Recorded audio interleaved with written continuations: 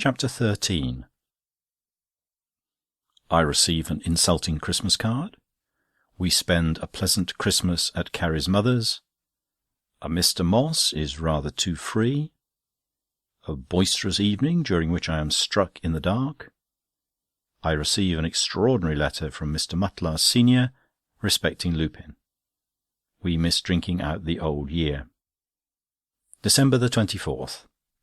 I am a poor man, but I would gladly give 10 shillings to find out who sent me the insulting Christmas card I received this morning. I never insult people. Why should they insult me?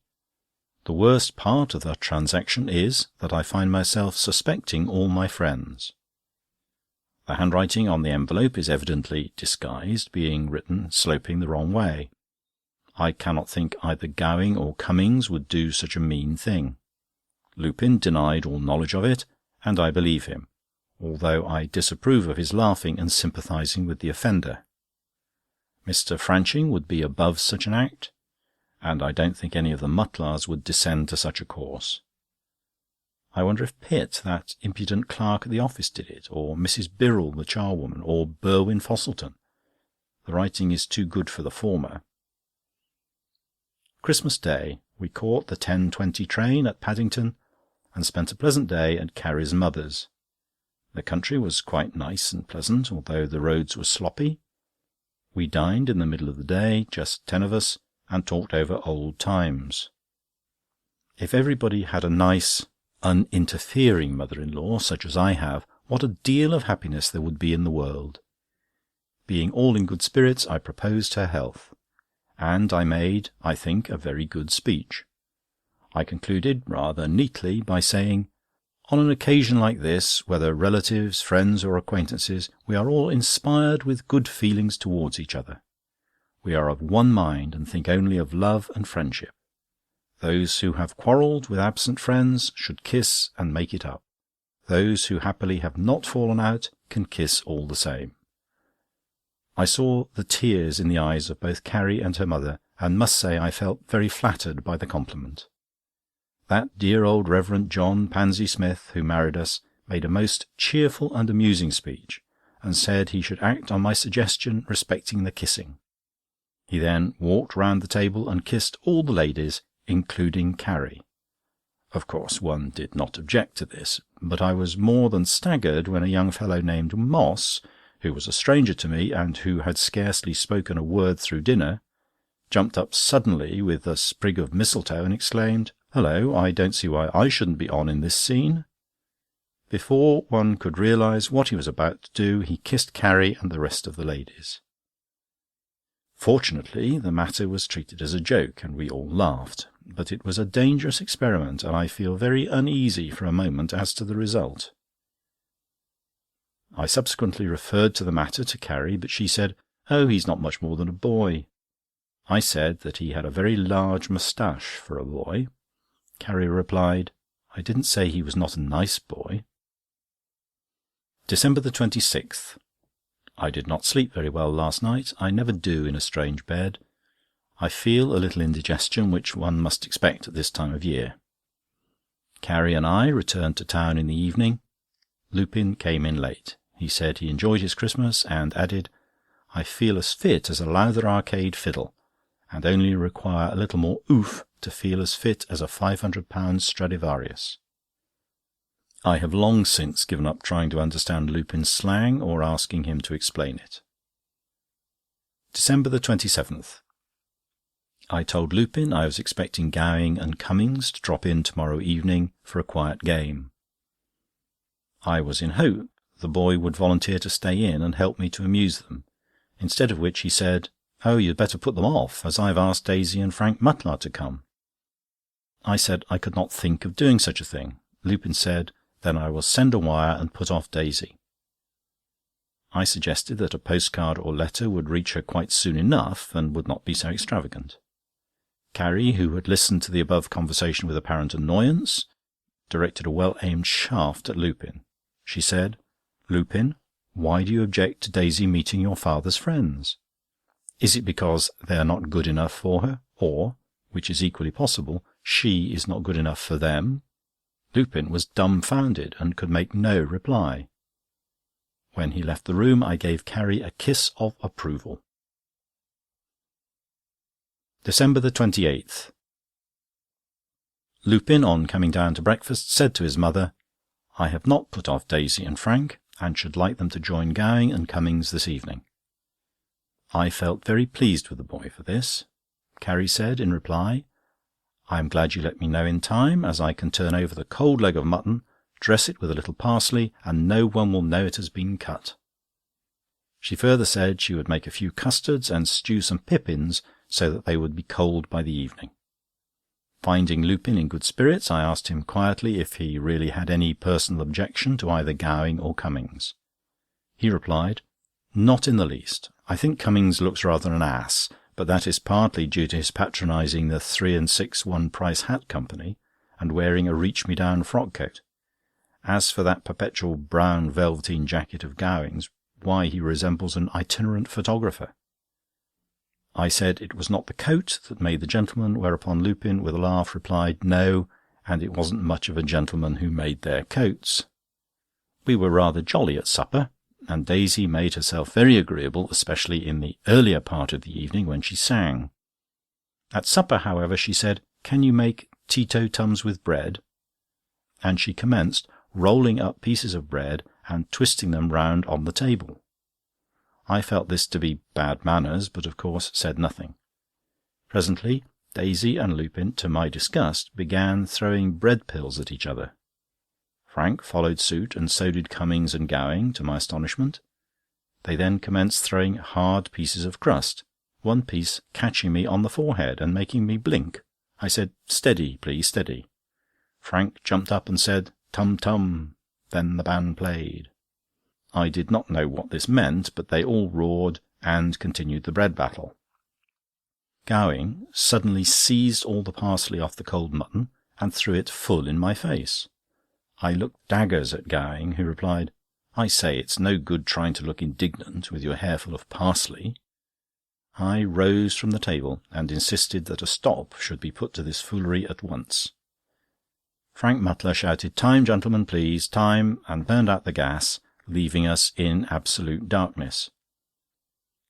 I was feeling my way out of the room when I suddenly received a hard, intentional punch at the back of my head. I said loudly, "Who did that?" There was no answer, so I repeated the question with the same result. I struck a match and lighted the gas. They were all talking and laughing, so I kept my own counsel. But after they had gone, I said to Carrie, "The person who sent me that insulting postcard at Christmas was here to-night."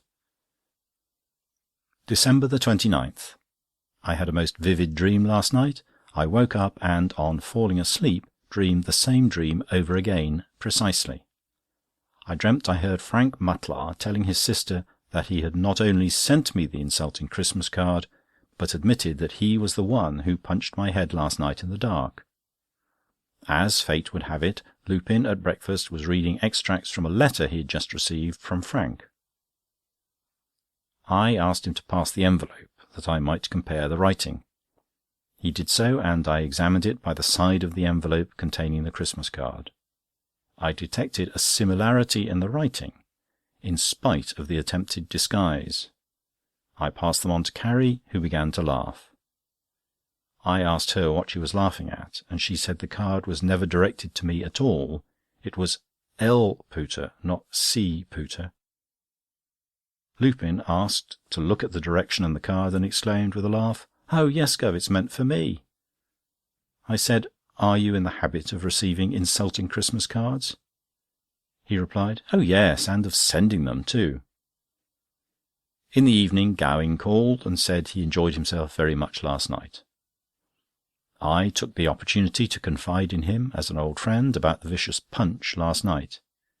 He burst out laughing and said, "Oh, it was your head, was it? I know I accidentally hit something, but I thought it was a brick wall." I told him I felt hurt in both senses of the expression. December 30th, Sunday. Lupin spent the whole day with the Mutlers. He seemed rather cheerful in the evening, so I said, "I'm glad to see you so happy, Lupin." He answered, "Well, Daisy is a splendid girl, but I was obliged to take her old fool of a father down a peg. What with his meanness over his cigars, his stinginess over his drinks, his farthing economy in turning down the gas if you only quit the room for a second, writing to one on half sheets of notepaper, sticking the remnant of the last cake of soap onto the new cake, putting 2 bricks on each side of the fireplace, and his general outside halfpenny bustness, I was compelled to let him have a bit of my mind. I said, "Lupin, you're not much more than a boy. I hope you won't repent it." December the 31st, the last day of the old year, I received an extraordinary letter from Mr. Mutlar, senior. He writes: "Dear Sir, for a long time past I have had considerable difficulty deciding the important question, who is the master of my own house, myself or your son Lupin. Believe me, I have no prejudice one way or the other, but I have been most reluctantly compelled to give judgment to the effect that I am the master of it. Under the circumstances, it has become my duty to forbid your son to enter my house again. I am sorry, because it deprives me of the society of one of the most modest, unassuming and gentlemanly persons I have ever had the honour of being acquainted with." I did not desire the last day to wind up disagreeably, so I said nothing to either Carrie or Lupin about the letter. A most terrible fog came on, and Lupin would go out in it, but promised to be back to drink out the old year, a custom we have always observed. At 11:45 Lupin had not returned, and the fog was fearful. As time was drawing close, I got out the spirits. Carrie and I deciding on whisky, I opened a fresh bottle. But Carrie said it smelt like brandy. As I knew it to be whisky, I said there was nothing to discuss. Carrie, evidently vexed that Lupin had not come in, did discuss it all the same, and wanted me to have a small wager with her to decide by the smell. I said I could decide it by the taste in a moment. A silly and unnecessary argument followed, the result of which was we suddenly saw it was 12:15, and for the first time in our married life we missed welcoming in the new year. Lupin got home at 2:15, having got lost in the fog. So he said. End of chapter.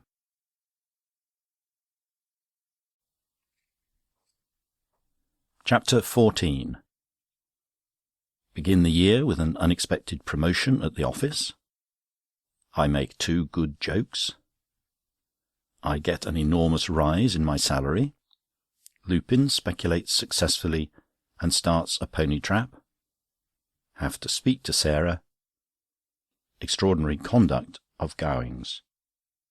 January the 1st. I had intended concluding my diary last week, but a most important event has happened, so I shall continue for a little while longer on the fly-leaves attached to the end of my last year's diary. It had just struck 1:30, and I was on the point of leaving the office to have dinner, when I received a message that Mr. Perkupp desired to see me at once.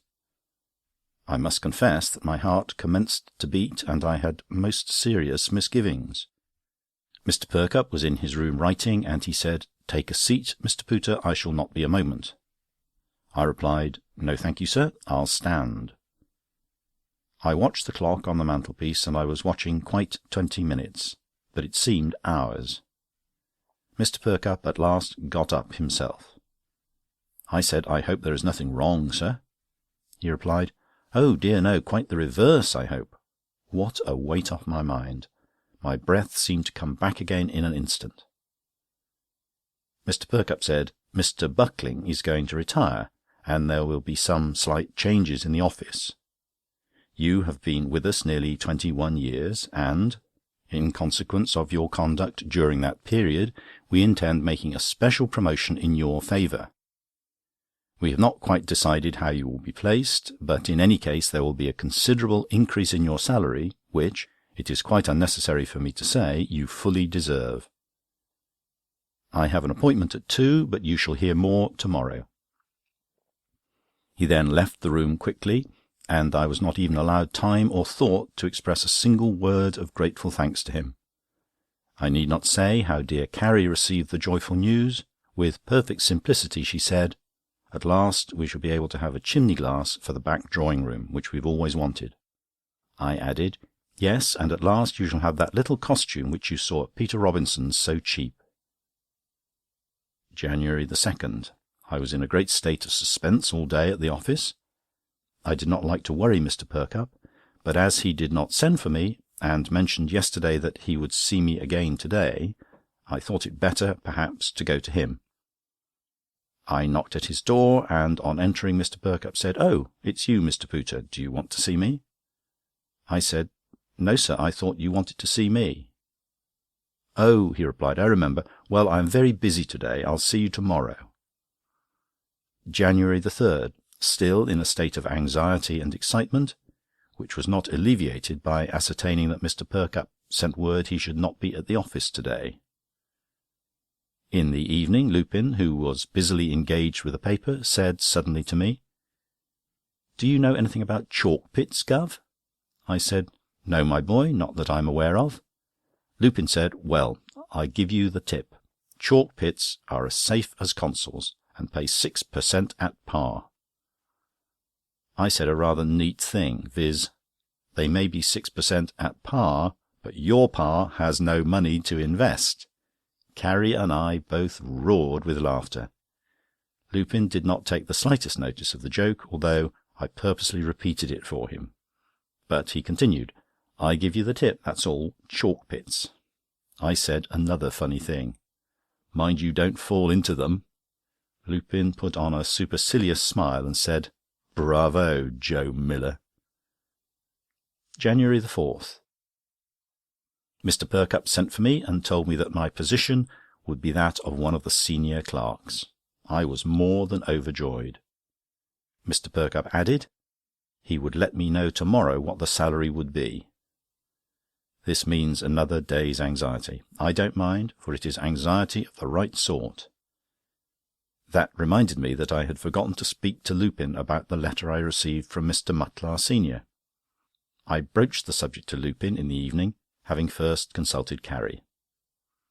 Lupin was riveted to the Financial Times, as if he had been a born capitalist, and I said, "Pardon me a moment, Lupin.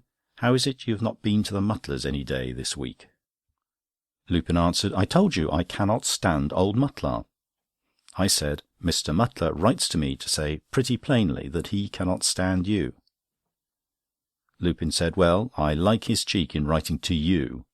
I will find out if his father is still alive, and I will write to him a note complaining of his son, and I'll state pretty clearly that his son is a blithering idiot." I said, "Lupin, please moderate your expressions in the presence of your mother." Lupin said, "I'm very sorry, but there is no other expression one can apply to him. However, I'm determined not to enter his place again." I said, "You know, Lupin, he has forbidden you the house." Lupin replied, "Well, we won't split straws, it's all the same. Daisy is a trump, and will wait for me 10 years if necessary." January 5th. I can scarcely write the news. Mr. Perkupp told me my salary would be raised £100. I stood gaping for a moment, unable to realise it. I annually get £10 rise, and I thought it might be 15 or even 20, but £100 surpasses all belief. Carrie and I both rejoiced over our good fortune. Lupin came home in the evening in the utmost good spirits. I sent Sarah quietly round to the grocer's for a bottle of champagne, the same as we had before, Jackson Frere. It was opened at supper, and I said to Lupin, "This is to celebrate some good news I've received to-day." Lupin replied, "Hooray, Guv, and I have some good news also. A double event, eh?" I said, "My boy, as a result of 21 years' industry and strict attention to the interests of my superiors in office, I have been rewarded with promotion and a rise in salary of £100. Lupin gave 3 cheers, and we rapped the table furiously, which brought in Sarah to see what the matter was. Lupin ordered us to fill up again, and, addressing us upstanding, said, "Having been in the firm of Job, Cleanands, stock and shareholders a few weeks, and not having paid particular attention to the interests of my superiors in office, my governor, as a reward to me, allotted me £5 worth of shares in a really good thing. The result is, to-day, I have made £200. I said, "Lupin, you're joking." "No, Gov, it's the good old truth. Job, clean hands, put me on to chlorates." January the 21st. I am very much concerned at Lupin having started a pony trap. I said, "Lupin, are you justified in this outrageous extravagance?" Lupin replied, "Well, one must get to the city somehow. I've only hired it, and can give it up any time I like." I repeated my question, "Are you justified in this extravagance?" He replied, "Look here, Gov, excuse me saying so, but you're a bit out of date. It does not pay nowadays fiddling about over small things." I don't mean anything personal, Governor. My boss says if I take his tip and stick to big things, I can make big money. I said I thought the very idea of speculation most horrifying. Lupin said, "It is not speculation, it's a dead cert." I advised him at all events not to continue the pony and cart, but he replied, "I made £200 in one day. Now suppose I only make £200 in a month, or put it at £100 a month, which is ridiculously low, why that is £1,250 a year. What's a few pounds a week for a trap?" I did not pursue the subject further, beyond saying that I should feel glad when the autumn came and Lupin would be of age and responsible for his own debts. He answered, "My dear Gov, I promise you faithfully that I will never speculate with what I have not got. I shall only go on Job Cleanands tips, and as he is in the know, it is pretty safe sailing." I felt somewhat relieved. Gowing called in the evening, and, to my surprise, informed me that, as he had made £10 by one of Lupin's tips, he intended asking us and the Cummings round next Saturday. Carrie and I said we would be delighted. January the 22nd. I don't generally lose my temper with servants, but I had to speak to Sarah rather sharply about a careless habit she has recently contracted of shaking the tablecloth after removing the breakfast things in a manner which causes all the crumbs to fall on the carpet, eventually to be trodden in. Sarah answered very rudely, "Oh, you're always complaining." I replied, "Indeed I am not. I spoke to you last week about walking all over the drawing-room carpet with a piece of yellow soap on the heel of your boot." She said, "And you're always grumbling about your breakfast." I said, "No, I am not, but I feel perfectly justified in complaining that I never can get a hard-boiled egg. The moment I crack the shell it spurts all over the place, and I have spoken to you at least 50 times about it." She began to cry and make a scene, but fortunately my bus came by, so I had a good excuse for leaving her. Gowing left a message in the evening that we were not to forget next Saturday. Carrie amusingly said, "As he has never asked any friends before, we are not likely to forget it." January the 23rd. I asked Lupin to try and change the hard brushes he had recently made me a present of for some softer ones, as my hairdresser tells me I ought not to brush my hair too much just now. January the 24th. The new chimney glass came home for the back drawing-room. Carrie arranged some fans very prettily on the top and on each side. It is an immense improvement to the room. January the 25th. We had just finished our tea, when who should come in but Cummings, who has not been here for over 3 weeks. I noticed he looked anything but well, so I said, "Well, Cummings, how are you? You look a little blue." He replied, "Yes, and I feel blue too." I said, "Why, what's the matter?" He said, "Oh, nothing, except that I've been on my back for a couple of weeks, that's all.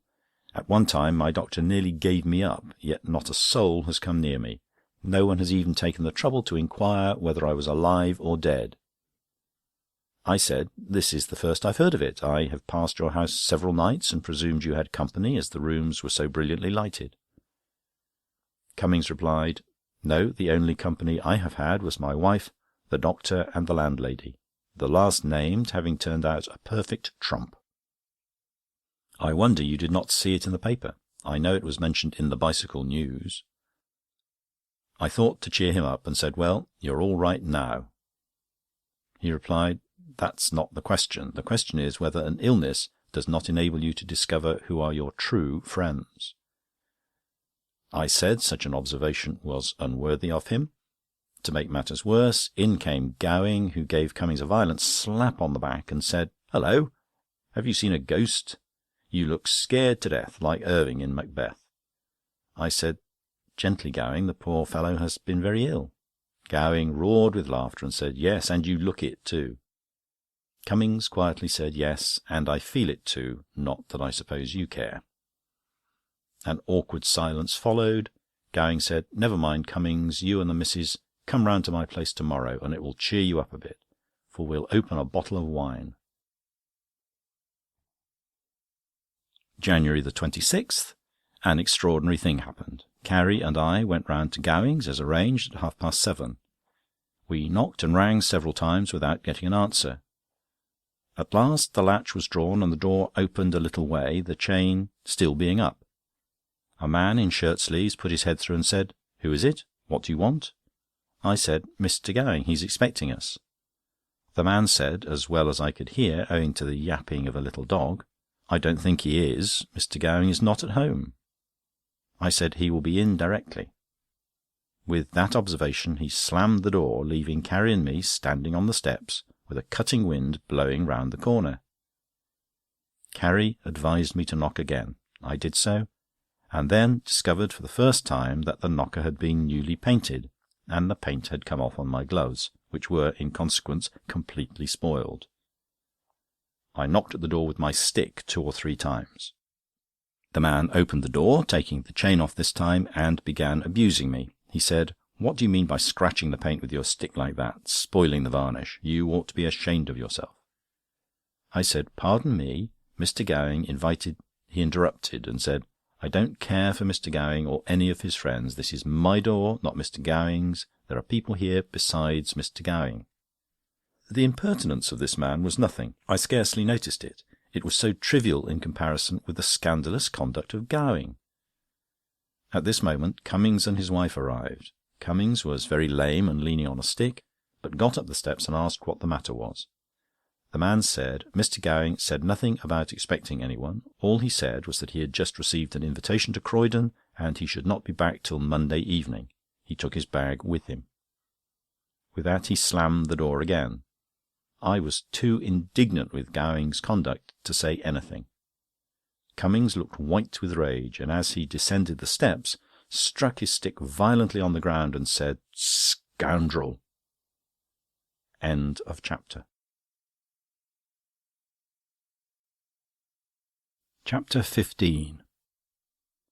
Gowing explains his conduct. Lupin takes us for a drive, which we don't enjoy. Lupin introduces us to Mr. Murray Posh.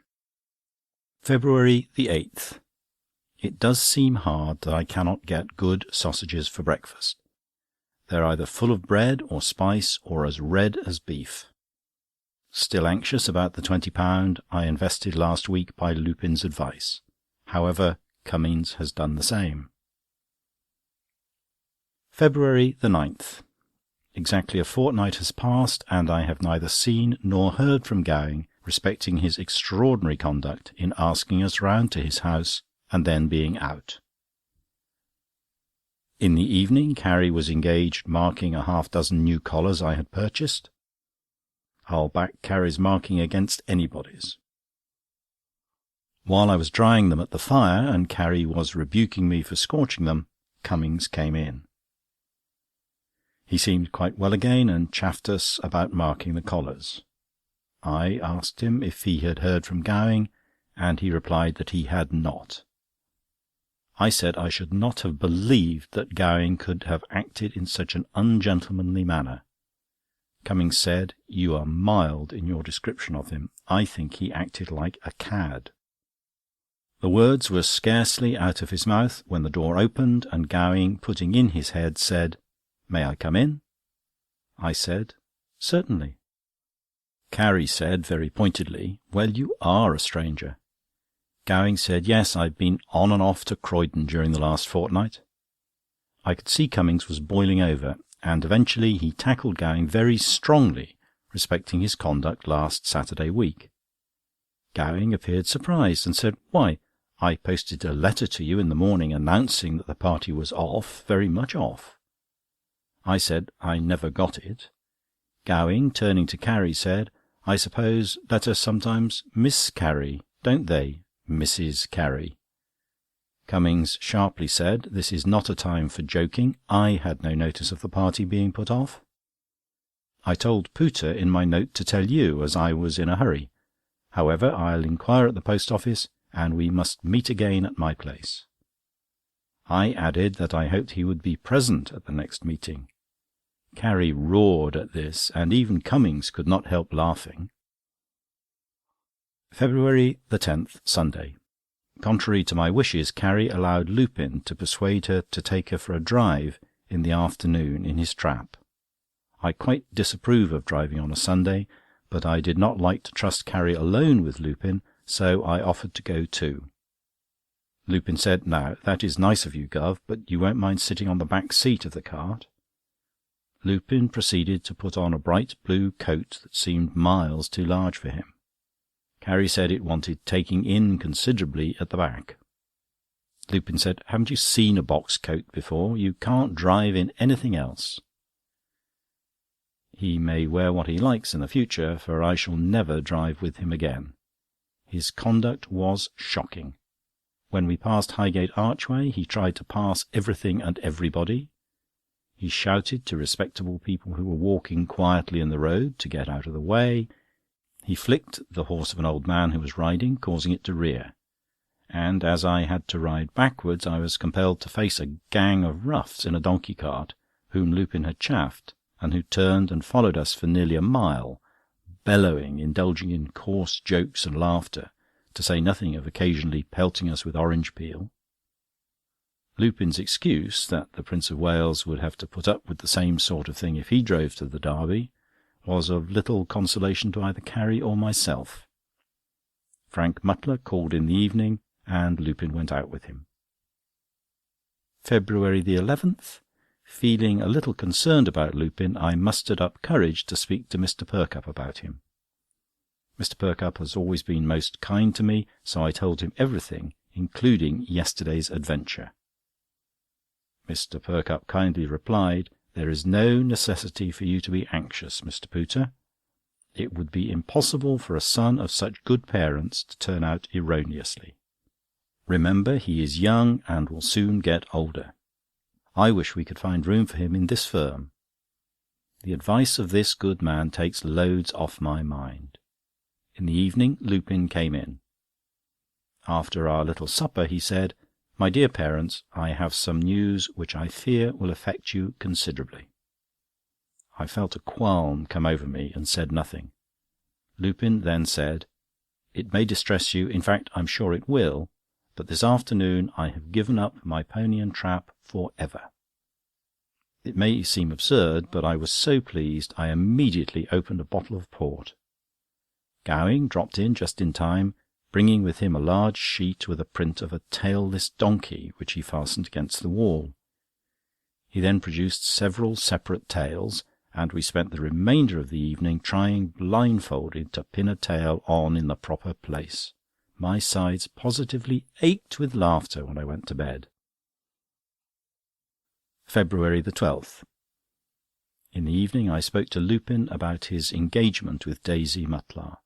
I asked if he had heard from her. He replied, "No, she promised that old windbag of a father of hers that she would not communicate with me." I see Frank Mutlar, of course. In fact, he said he might call again this evening. Frank called, but he said he could not stop, as he had a friend waiting outside for him named Murray Posh, adding he was quite a swell. Carrie asked Frank to bring him in. He was brought in, Gowing entering at the same time. Mr. Murray Posh was a tall, fat young man, and was evidently of a very nervous disposition. As he subsequently confessed, he would never go in a hansom cab, nor would he enter a four-wheeler until the driver had first got on the box with the reins in his hands.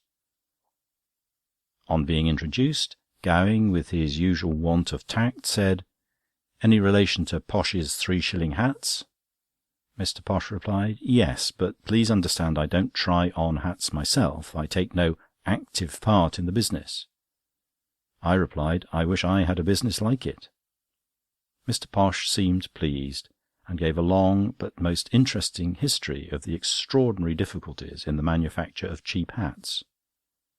Murray Posh evidently knew Daisy Mutlar very intimately from the way he was talking of her, and Frank said to Lupin once, laughingly, "If you don't look out, Posh will cut you out." When they had all gone, I referred to this flippant conversation, and Lupin said sarcastically, "A man who is jealous has no respect for himself. A man who would be jealous of an elephant like Murray Posh could only have contempt for himself. I know Daisy, she would wait 10 years for me, as I said before. In fact, if necessary, she would wait 20 years for me." End of chapter. Chapter 16. We lose money over Lupin's advice as to investment, so does Cummings. Murray Posh engaged to Daisy Mutlar. February the 18th. Carrie has several times recently called attention to the thinness of my hair at the top of my head, and recommended me to get it seen to. I was this morning trying to look at it by the aid of a small hand-glass, when somehow my elbow caught against the edge of the chest of drawers and knocked the glass out of my hand and smashed it. Carrie was in an awful way about it, as she is rather absurdly superstitious.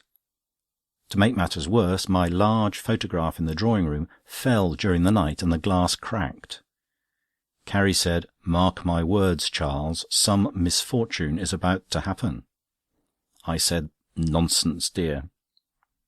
In the evening, Lupin arrived home early and seemed a little agitated. I said, "What's up, my boy?"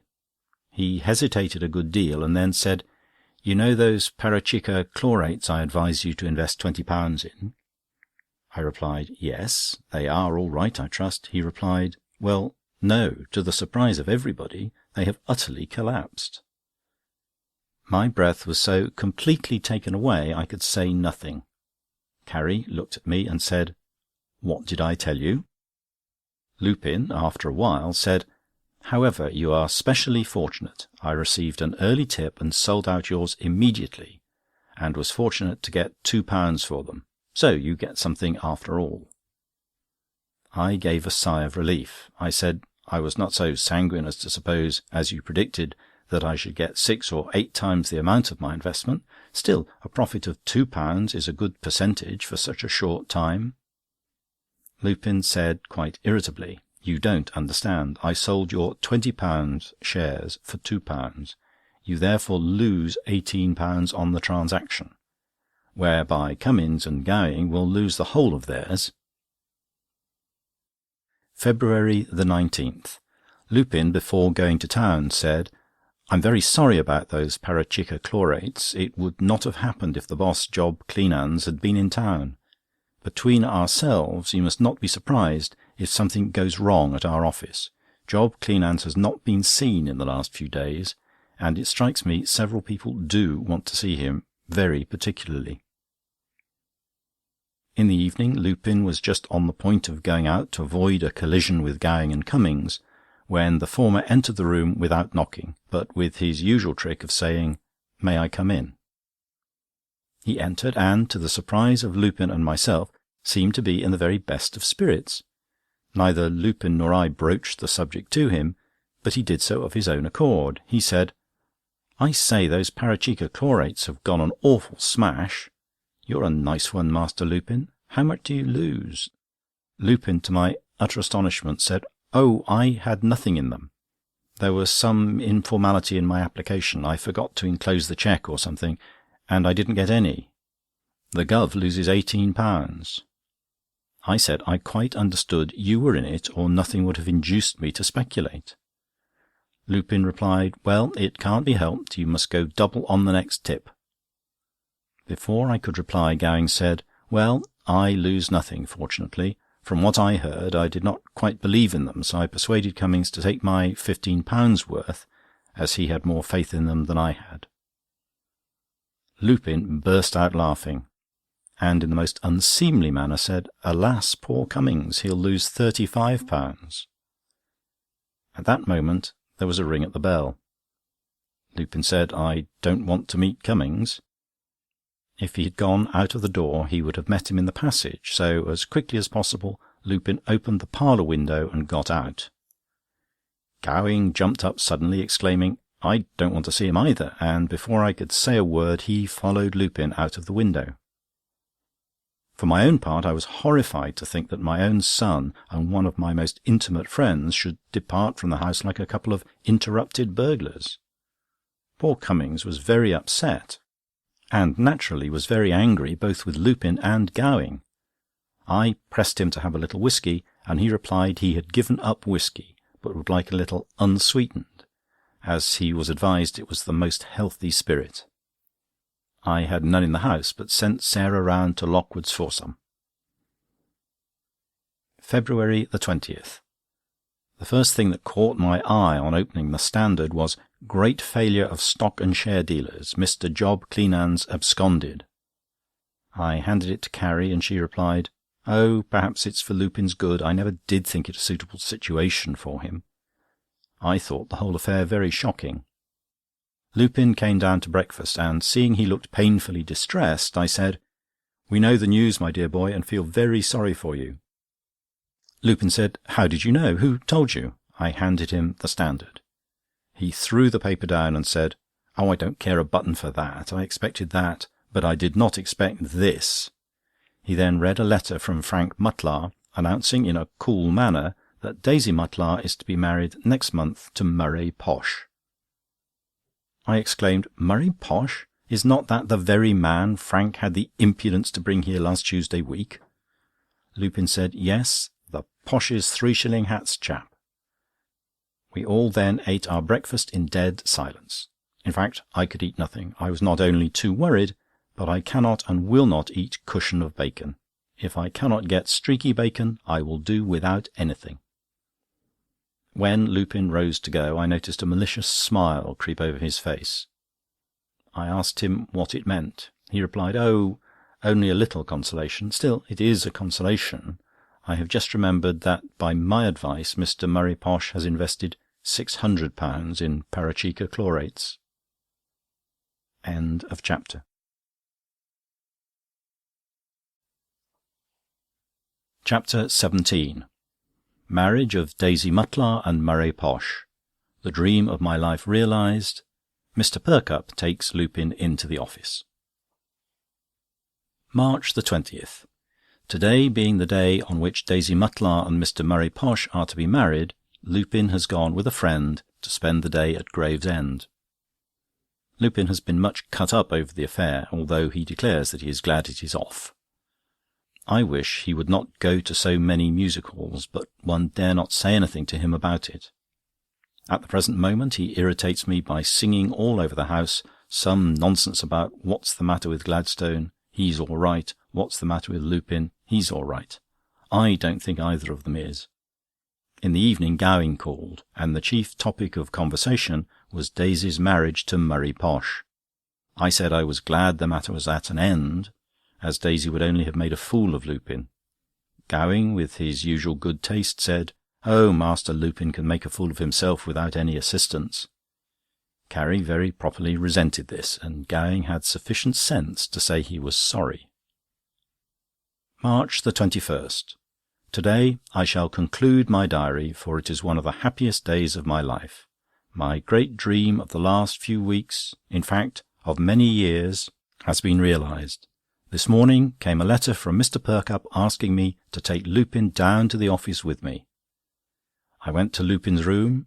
Poor fellow, he seemed very pale, and said he had a bad headache.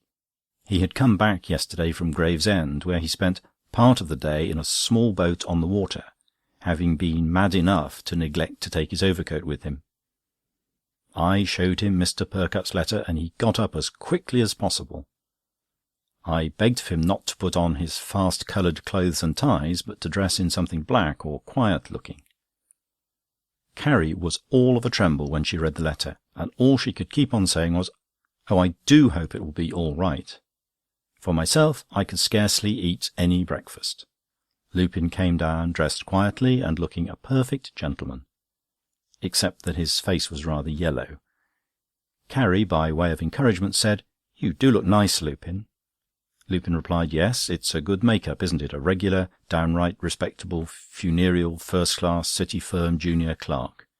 He laughed rather ironically. In the hall I heard a great noise, and also Lupin shouting to Sarah to fetch down his old hat. I went into the passage and found Lupin in a fury, kicking and smashing a new tall hat. I said, "Lupin, my boy, what are you doing? How wicked of you! Some poor fellow would be glad to have it." Lupin replied, I would not insult any poor fellow by giving it to him. When he had gone outside, I picked up the battered hat and saw inside, "Posh's patent." Poor Lupin, I can forgive him. It seemed hours before we reached the office. Mr. Perkupp sent for Lupin, who was with him nearly an hour. He returned, as I thought, crestfallen in appearance. I said, "Well, Lupin, how about Mr. Perkupp?" Lupin commenced his song, "What's the matter with Perkupp? He's all right." I felt instinctively my boy was engaged. I went to Mr. Perkupp, but I could not speak. He said, "Well, Mr. Pooter, what is it?" I must have looked a fool, for all I could say was, "Mr. Perkupp, you're a good man." He looked at me for a moment and said, "No, Mr. Pooter, you are the good man, and we'll see if we cannot get your son to follow such an excellent example." I said, "Mr. Perkupp, may I go home? I cannot work any more to-day." My good master shook my hand warmly as he nodded his head. It was as much as I could do to prevent myself from crying in the bus. In fact, I should have done so had my thoughts not been interrupted by Lupin, who was having a quarrel with a fat man in the bus, whom he accused of taking up too much room. In the evening, Carrie sent round for dear old friend Cummings and his wife, and also to Gowing. We all sat round the fire, and in a bottle of Jackson Frère, which Sarah fetched from the grocer's, drank Lupin's health. I lay awake for hours thinking of the future. My boy in the same office as myself. We can go down together by the bus, come home together, and who knows but in the course of time he may take great interest in our little home. That he may help me to put a nail in here or a nail in there, or help his dear mother to hang a picture. In the summer he may help us in our little garden with the flowers, and assist us to paint the stands and the pots. By the by, I must get in some more enamel paint. And this I thought over and over again, and 1,000 happy thoughts beside. I heard the clock strike 4, and soon after fell asleep, only to dream of 3 happy people, Lupin, dear Carrie, and myself. End of chapter. Chapter 18. Trouble with a stylographic pen. We go to a volunteer ball, where I am let in for an expensive supper. Grossly insulted by a cabman. An odd invitation to Southend. April the 8th. No events of any importance, except that Gowing strongly recommended a new patent stylographic pen, which cost me 9 and 6pence, and which was simply 9 and 6pence thrown in the mud. It has caused me constant annoyance and irritability of temper. The ink oozes out of the top, making a mess on my hands, and once at the office, when I was knocking the palm of my hand on the desk to jerk the ink down, Mr. Perkupp, who had just entered, called out, "Stop that knocking! I suppose that is you, Mr. Pitt." The young monkey, Pitt, took a malicious glee in responding, quite loudly, "No, sir, I beg pardon, it is Mr. Pooter with his pen. It has been going on all the morning." To make matters worse, I saw Lupin laughing behind his desk.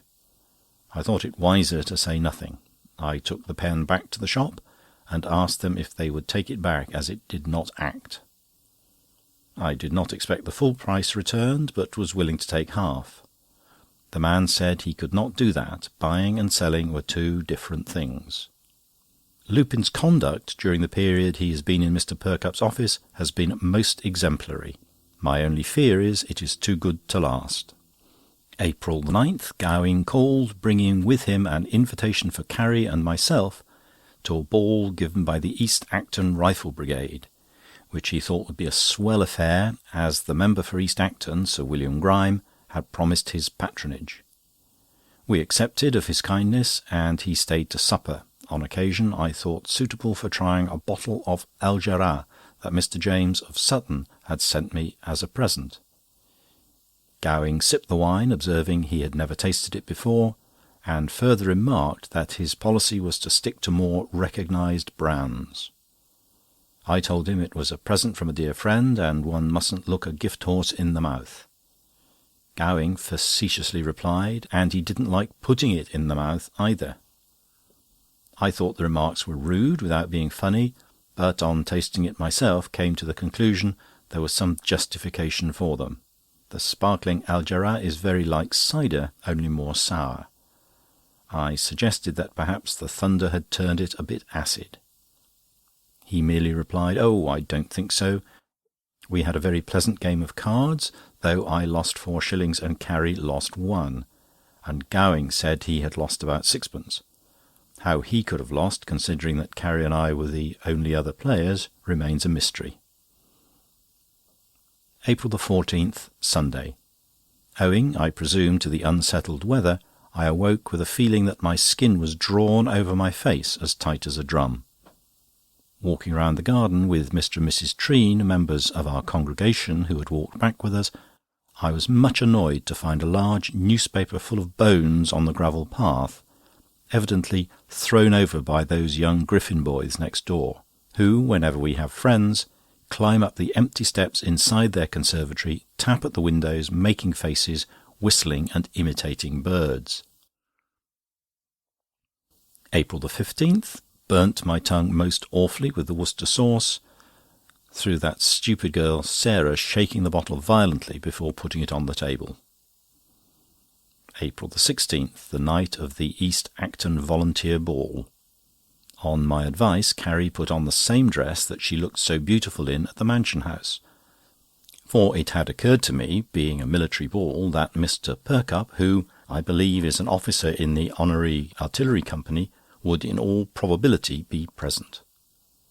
Lupin, in his usual incomprehensible language, remarked that he had heard it was a bounder's ball. I didn't ask him what he meant, though I didn't understand. Where he gets these expressions from, I don't know. He certainly doesn't learn them at home. The invitation was for 8:30, so I concluded if we arrived an hour later we should be in good time without being unfashionable, as Mr. James says. It was very difficult to find, the cabman having to get down several times to inquire at different public houses where the drill hall was.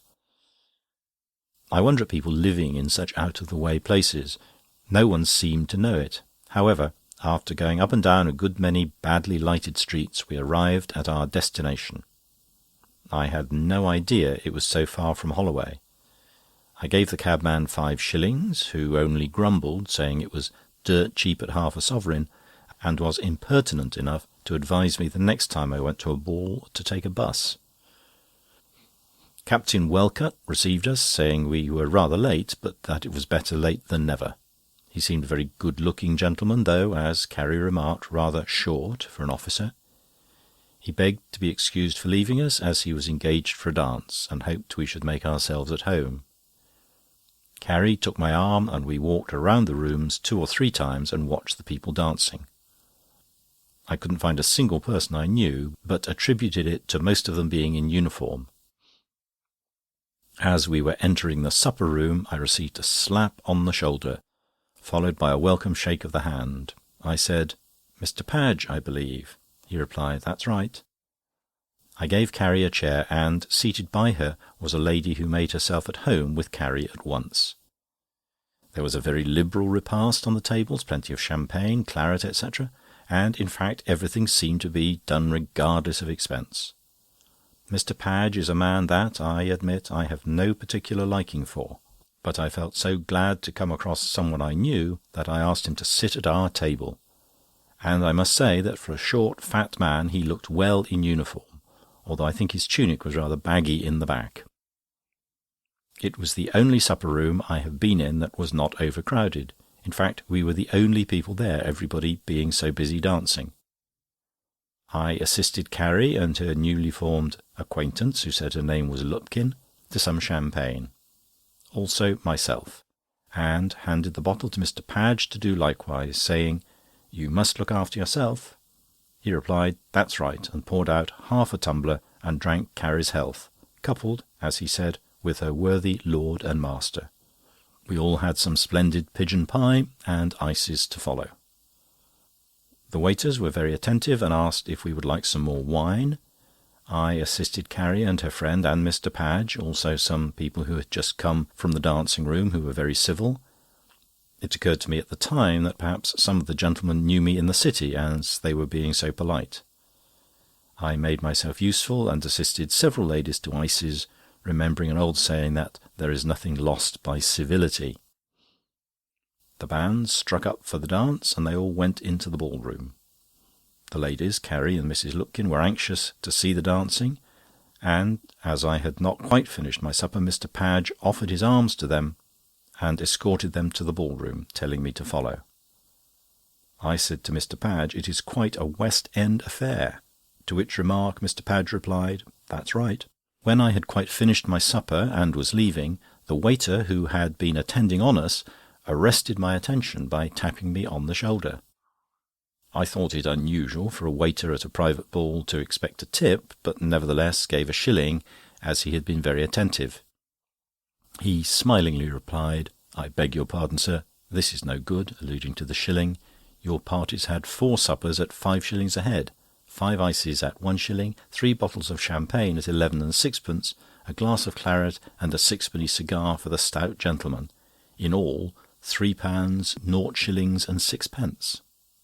I didn't think I was ever so surprised in my life, and had only sufficient breath to inform him that I had received a private invitation, to which he answered that he was perfectly well aware of that, but that the invitation didn't include eatables and drinkables. A gentleman who was standing at the bar corroborated the waiter's statement, and assured me it was quite correct. The waiter said he was extremely sorry if I had been under any misapprehension, but it was not his fault. Of course, there was nothing to be done but to pay, so after turning out my pockets, I just managed to scrape up sufficient, all but 9 shillings. But the manager, on my giving my card to him, said, "That's all right." I don't think I ever felt more humiliated in my life, and I determined to keep this misfortune from Carrie, or it would entirely destroy the pleasant evening she was enjoying. I felt there was no more enjoyment for me that evening, and it being late, I sought Carrie and Mrs. Lupkin. Carrie said she was quite ready to go, and Mrs. Lupkin, as we were wishing her good night, asked Carrie and myself if we ever paid a visit to Southend. On my replying that I hadn't been there for many years, she very kindly said, "Well, why don't you come down and stay at our place?" As her invitation was so pressing, and observing that Carrie wished to go, we promised we would visit her the next Saturday week and stay till Monday. Mrs. Lupkin said she would write to us to-morrow, giving us the address and particulars of trains, etc.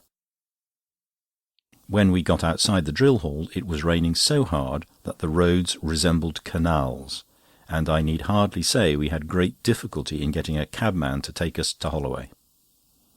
After waiting for a bit, a man said he would drive us anyhow as far as the Angel at Islington, and we could easily get another cab from there. It was a tedious journey. The rain was beating against the windows and trickling down the inside of the cab. When we arrived at the Angel, the horse seemed tired out. Carrie got out and ran into a doorway, and when I came to pay, to my absolute horror, I remembered I had no money, nor had Carrie. I explained to the cabman how we were situated. Never in my life have I ever been so insulted. The cabman, who was a rough bully and, to my thinking, not sober, called me every name he could lay his tongue to, and positively seized me by the beard, which he pulled till the tears came into my eyes. I took the number of a policeman who witnessed the assault for not taking the man in charge. The policeman said he couldn't interfere, that he had seen no assault, and that people should not ride in cabs without money. We had to walk home in the pouring rain, nearly 2 miles, and when I got in, I put down the conversation I had had with the cabman, word for word, as I intend writing to the Telegraph, for the purpose of proposing that cabs should be driven only by men under Government control, to prevent civilians being subjected to the disgraceful insult and outrage I had had to endure.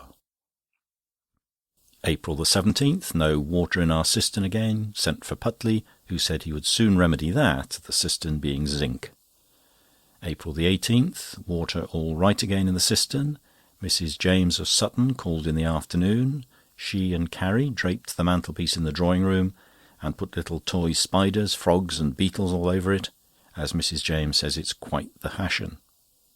It was Mrs. James' suggestion, and of course Carrie always does what Mrs. James suggests. For my part, I preferred the mantelpiece as it was, but there, I am a plain man and don't pretend to be in the fashion. April the 19th, our next-door neighbour, Mr. Griffin, called, and in a rather offensive tone accused me, or someone, of boring a hole in his cistern and letting out his water to supply our cistern, which adjoined his. He said he should have to have his repaired and send us in the bill. April the 20th, Cummings called, hobbling in with a stick, saying he had been on his back for a week. It appears he was trying to shut his bedroom door, which is situated just at the top of the staircase, and, unknown to him, a piece of cork the dog had been playing with had got between the door and prevented it shutting. And, in pulling the door hard, to give it an extra slam, the handle came off in his hands and he fell backwards downstairs. On hearing this, Lupin suddenly jumped up from the couch and rushed out of the room sideways. Cummings looked very indignant and remarked it was very poor fun, a man nearly breaking his back, and though I had my suspicions that Lupin was laughing, I assured Cummings that he had only run out to open the door to a friend he expected. Cummings said this was the second time he had been laid up, and we had never sent to inquire. I said I knew nothing about it. Cummings said it was mentioned in the Bicycle News.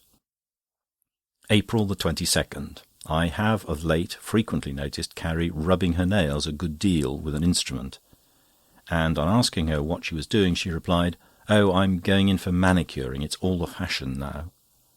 I said, "I suppose Mrs. James introduced that into your head?" Carrie laughingly replied, "Yes, but everyone does it now." I wish Mrs. James wouldn't come to the house. Whenever she does, she always introduces some new-fangled rubbish into Carrie's head.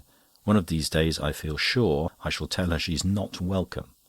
I'm sure it was Mrs. James who put Carrie up to writing on dark slate-coloured paper with white ink. Nonsense. April the 23rd. Received a letter from Mrs. Lupkin of Southend, telling us the train to come by on Saturday, and hoping we will keep our promise to stay with her. The letter concluded, "You must come and stay at our house. We shall charge you half what you will have to pay at the Royal, and the view is every bit as good." Looking at the address at the top of the notepaper, I found it was Lupkin's Family and Commercial Hotel. I wrote a note saying we were compelled to decline her kind invitation. Carrie thought this very satirical and to the point. By the by, I will never choose another cloth pattern at night. I ordered a new suit of dittos for the garden at Edwards, and chose the pattern by gaslight, and they seemed to be a quiet pepper and salt mixture with white stripes down. They came home this morning, and, to my horror, I found it was quite a flash-looking suit.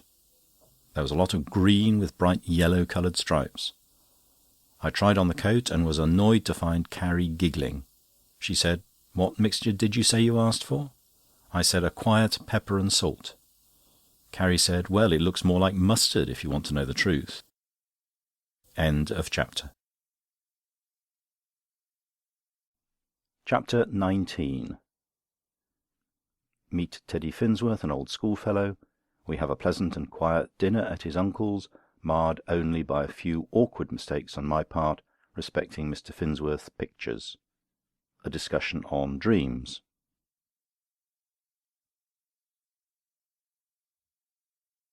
April the 27th. Kept a little later than usual at the office, and as I was hurrying along, a man stopped me, saying, "Hello, that's a face I know."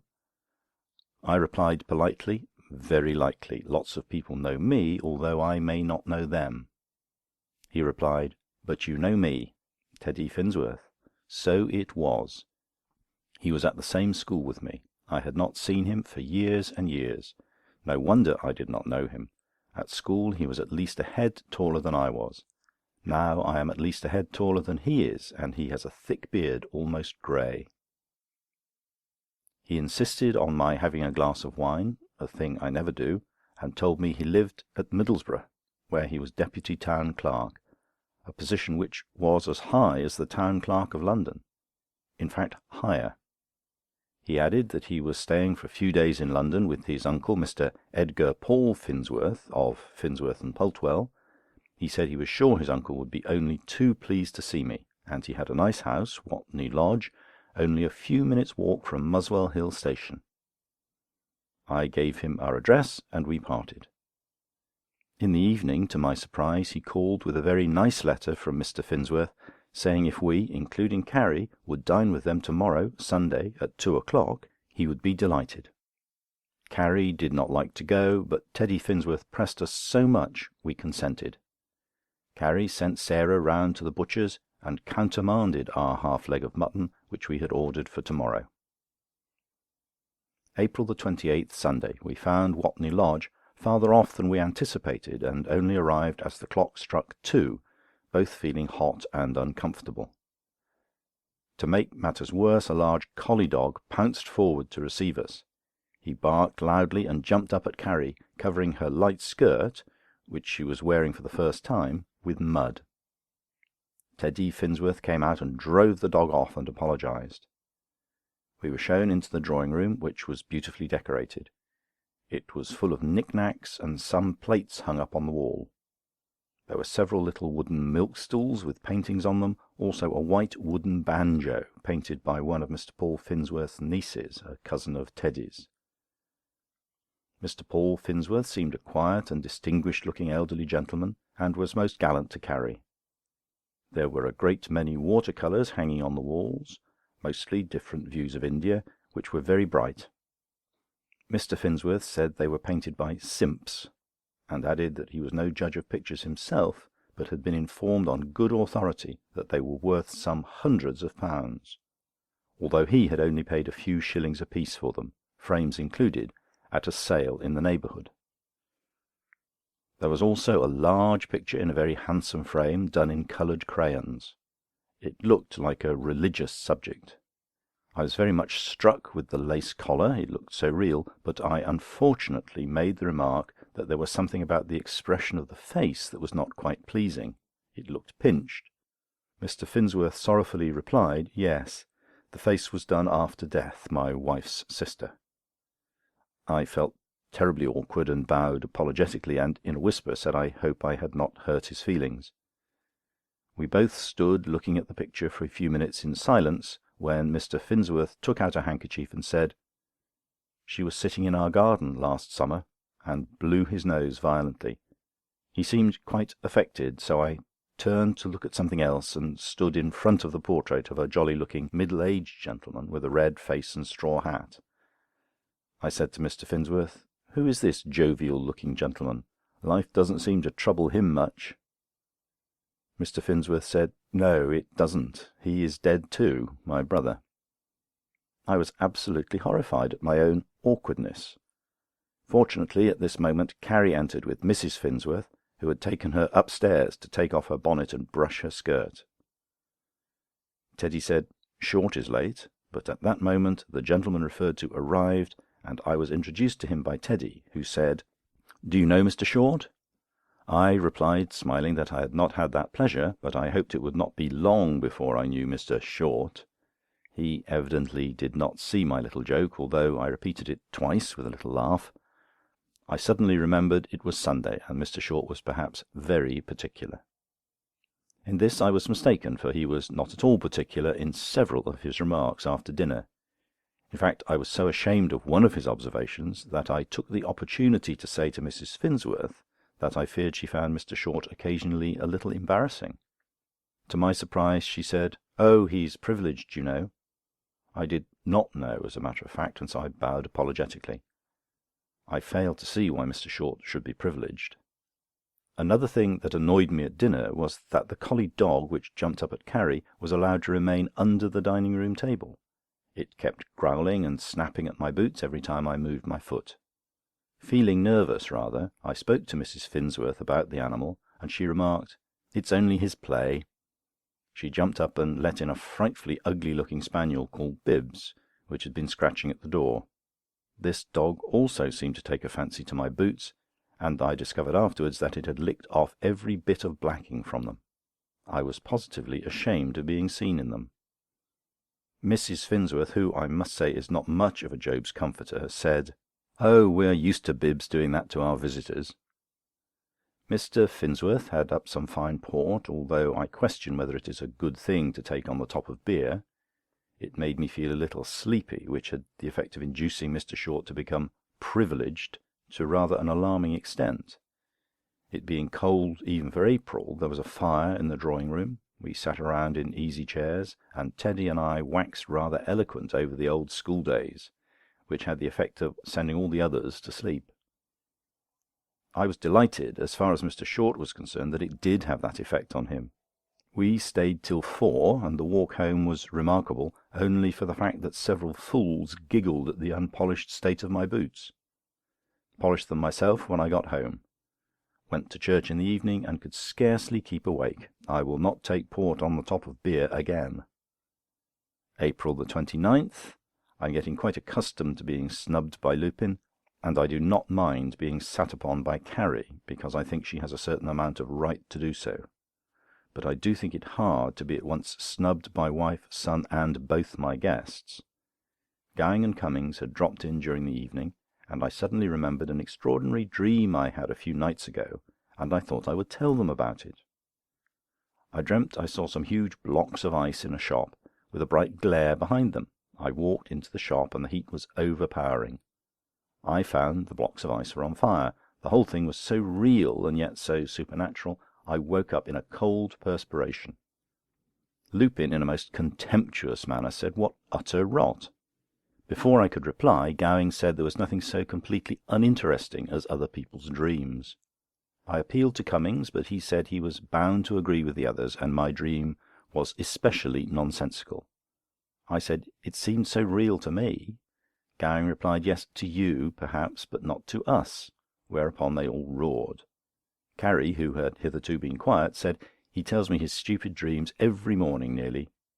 I replied, "Very well, dear, I promise you I will never tell you or anybody else another dream of mine the longest day I live." Lupin said, "Hear, hear," and helped himself to another glass of beer. The subject was fortunately changed, and Cummings read a most interesting article on the superiority of the bicycle to the horse. End of chapter. Chapter 20. Dinner at Franching's to meet Mr. Hardfur Huttle. May the 10th. Received a letter from Mr. Franching of Peckham, asking us to dine with him tonight at 7 o'clock to meet Mr. Hardfur Huttle, a very clever writer for the American papers. Franching apologised for the short notice, but said he had at the last moment been disappointed of 2 of his guests, and regarded us as old friends who would not mind filling up the gap. Carrie rather demurred at the invitation, but I explained to her that Franching was very well off and influential, and we could not afford to offend him. "And we are sure to get a good dinner and a good glass of champagne." "Which never agrees with you," Carrie replied sharply. I regarded Carrie's observation as unsaid. Mr. Franching asked us to wire a reply. As he had said nothing about dress in the letter, I wired back, "With pleasure, is it full dress?" and by leaving out our name, just got the message within the sixpence. Got back early to give time to dress, which we received a telegram instructing us to do. I wanted Carrie to meet me at Franching's house, but she would not do so, so I had to go home to fetch her. What a long journey it is from Holloway to Peckham. Why do people live such a long way off? Having to change buses, I allowed plenty of time, in fact too much, for we arrived at 20 minutes to 7, and Franching, so the servant said, had only just gone up to dress. However, he was down as the clock struck 7. He must have dressed very quickly. I must say it was quite a distinguished party, and although we did not know anybody personally, they all seemed to be quite swells. Franching had got a professional waiter, and evidently spared no expense. There were flowers on the table round some fairy lamps, and the effect, I must say, was exquisite. The wine was good, and there was plenty of champagne, concerning which Franching said he, himself, never wished to taste better. We were 10 in number, and a menu card to each. One lady said she always preserved the menu and got the guests to write their names on the back. We all of us followed her example except Mr. Huttle, who was of course the important guest. The dinner party consisted of Mr. Franching, Mr. Hardfur Huttle, Mr. and Mrs. Samuel Hillbutter, Mrs. Field, Mr. and Mrs. Purdick, Mr. Pratt, Mr. R. Kent, and last but not least, Mr. and Mrs. Charles Pooter. Franching said he was sorry he had no lady for me to take in to dinner.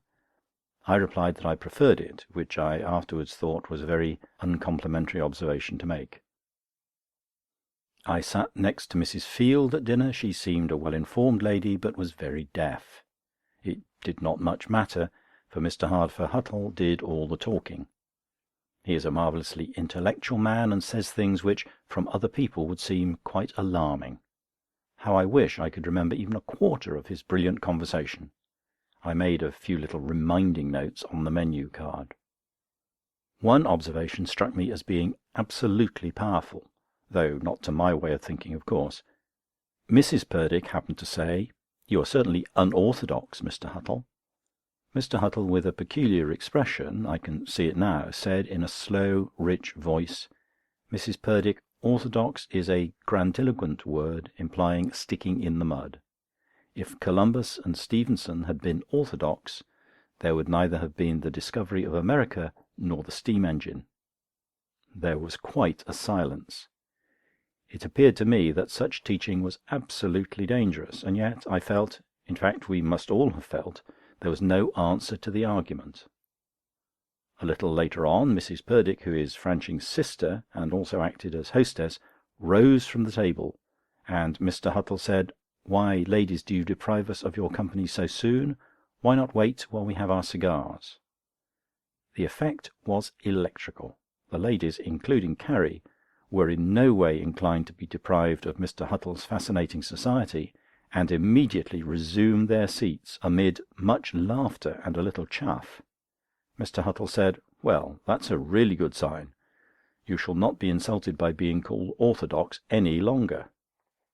Mrs. Purdick, who seemed to be a bright and rather sharp woman, said, "Mr. Huttle, we will meet you half-way, that is, till you get half-way through your cigar. That, at all events, will be the happy medium."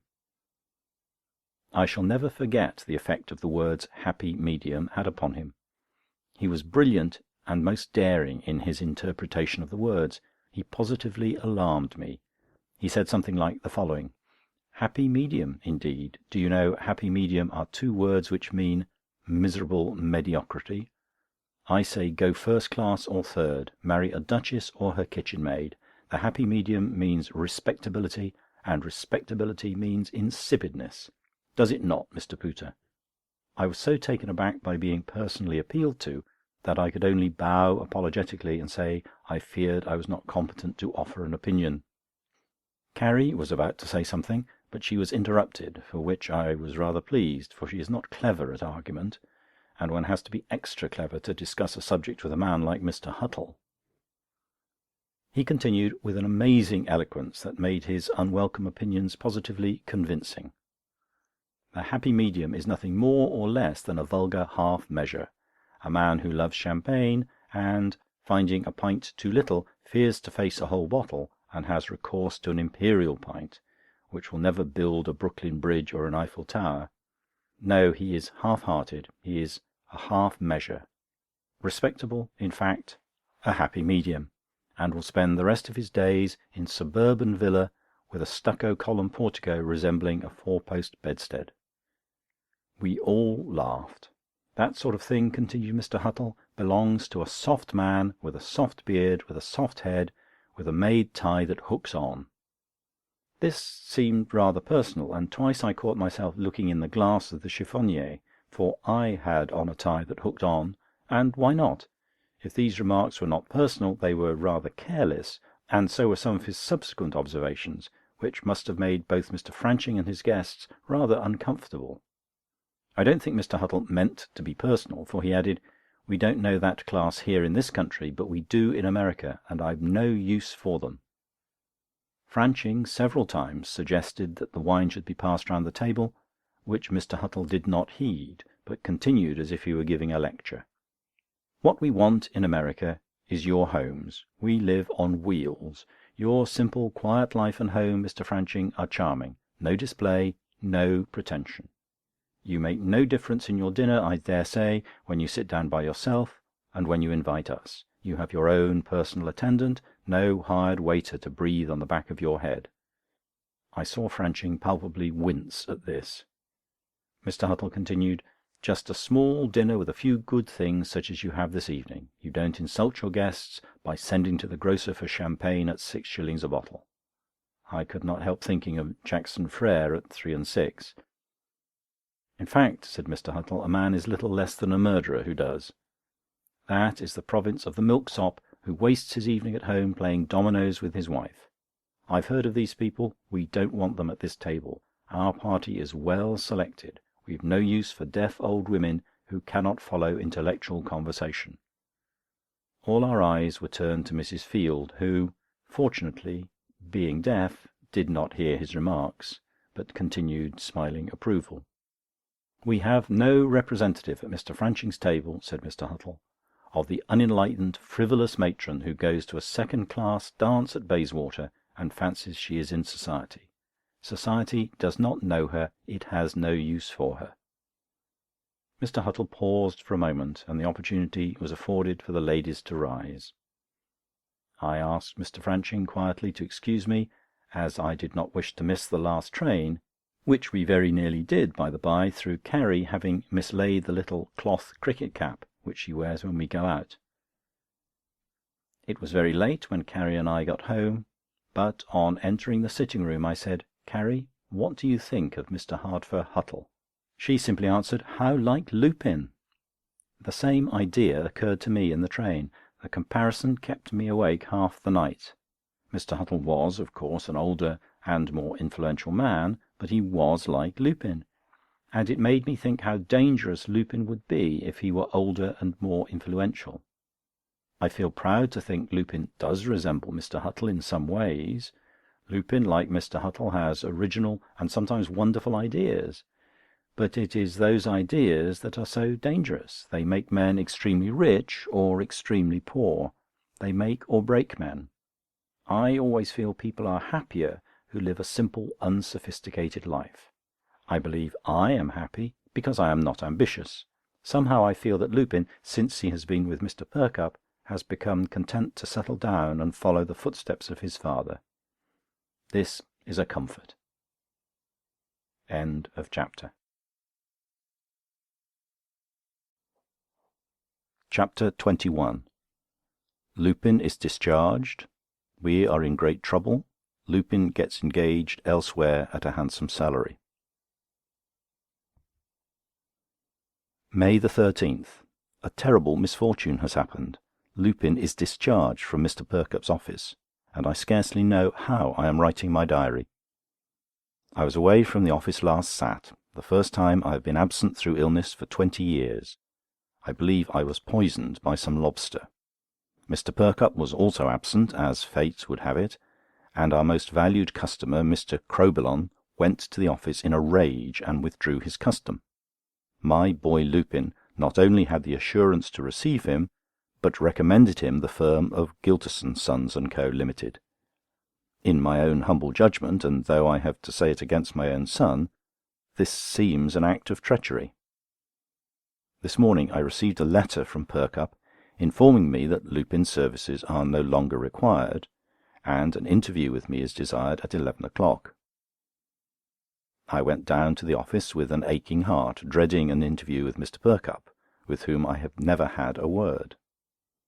I saw nothing of Lupin in the morning. He had not got up when it was time for me to leave, and Carrie said I should do no good by disturbing him.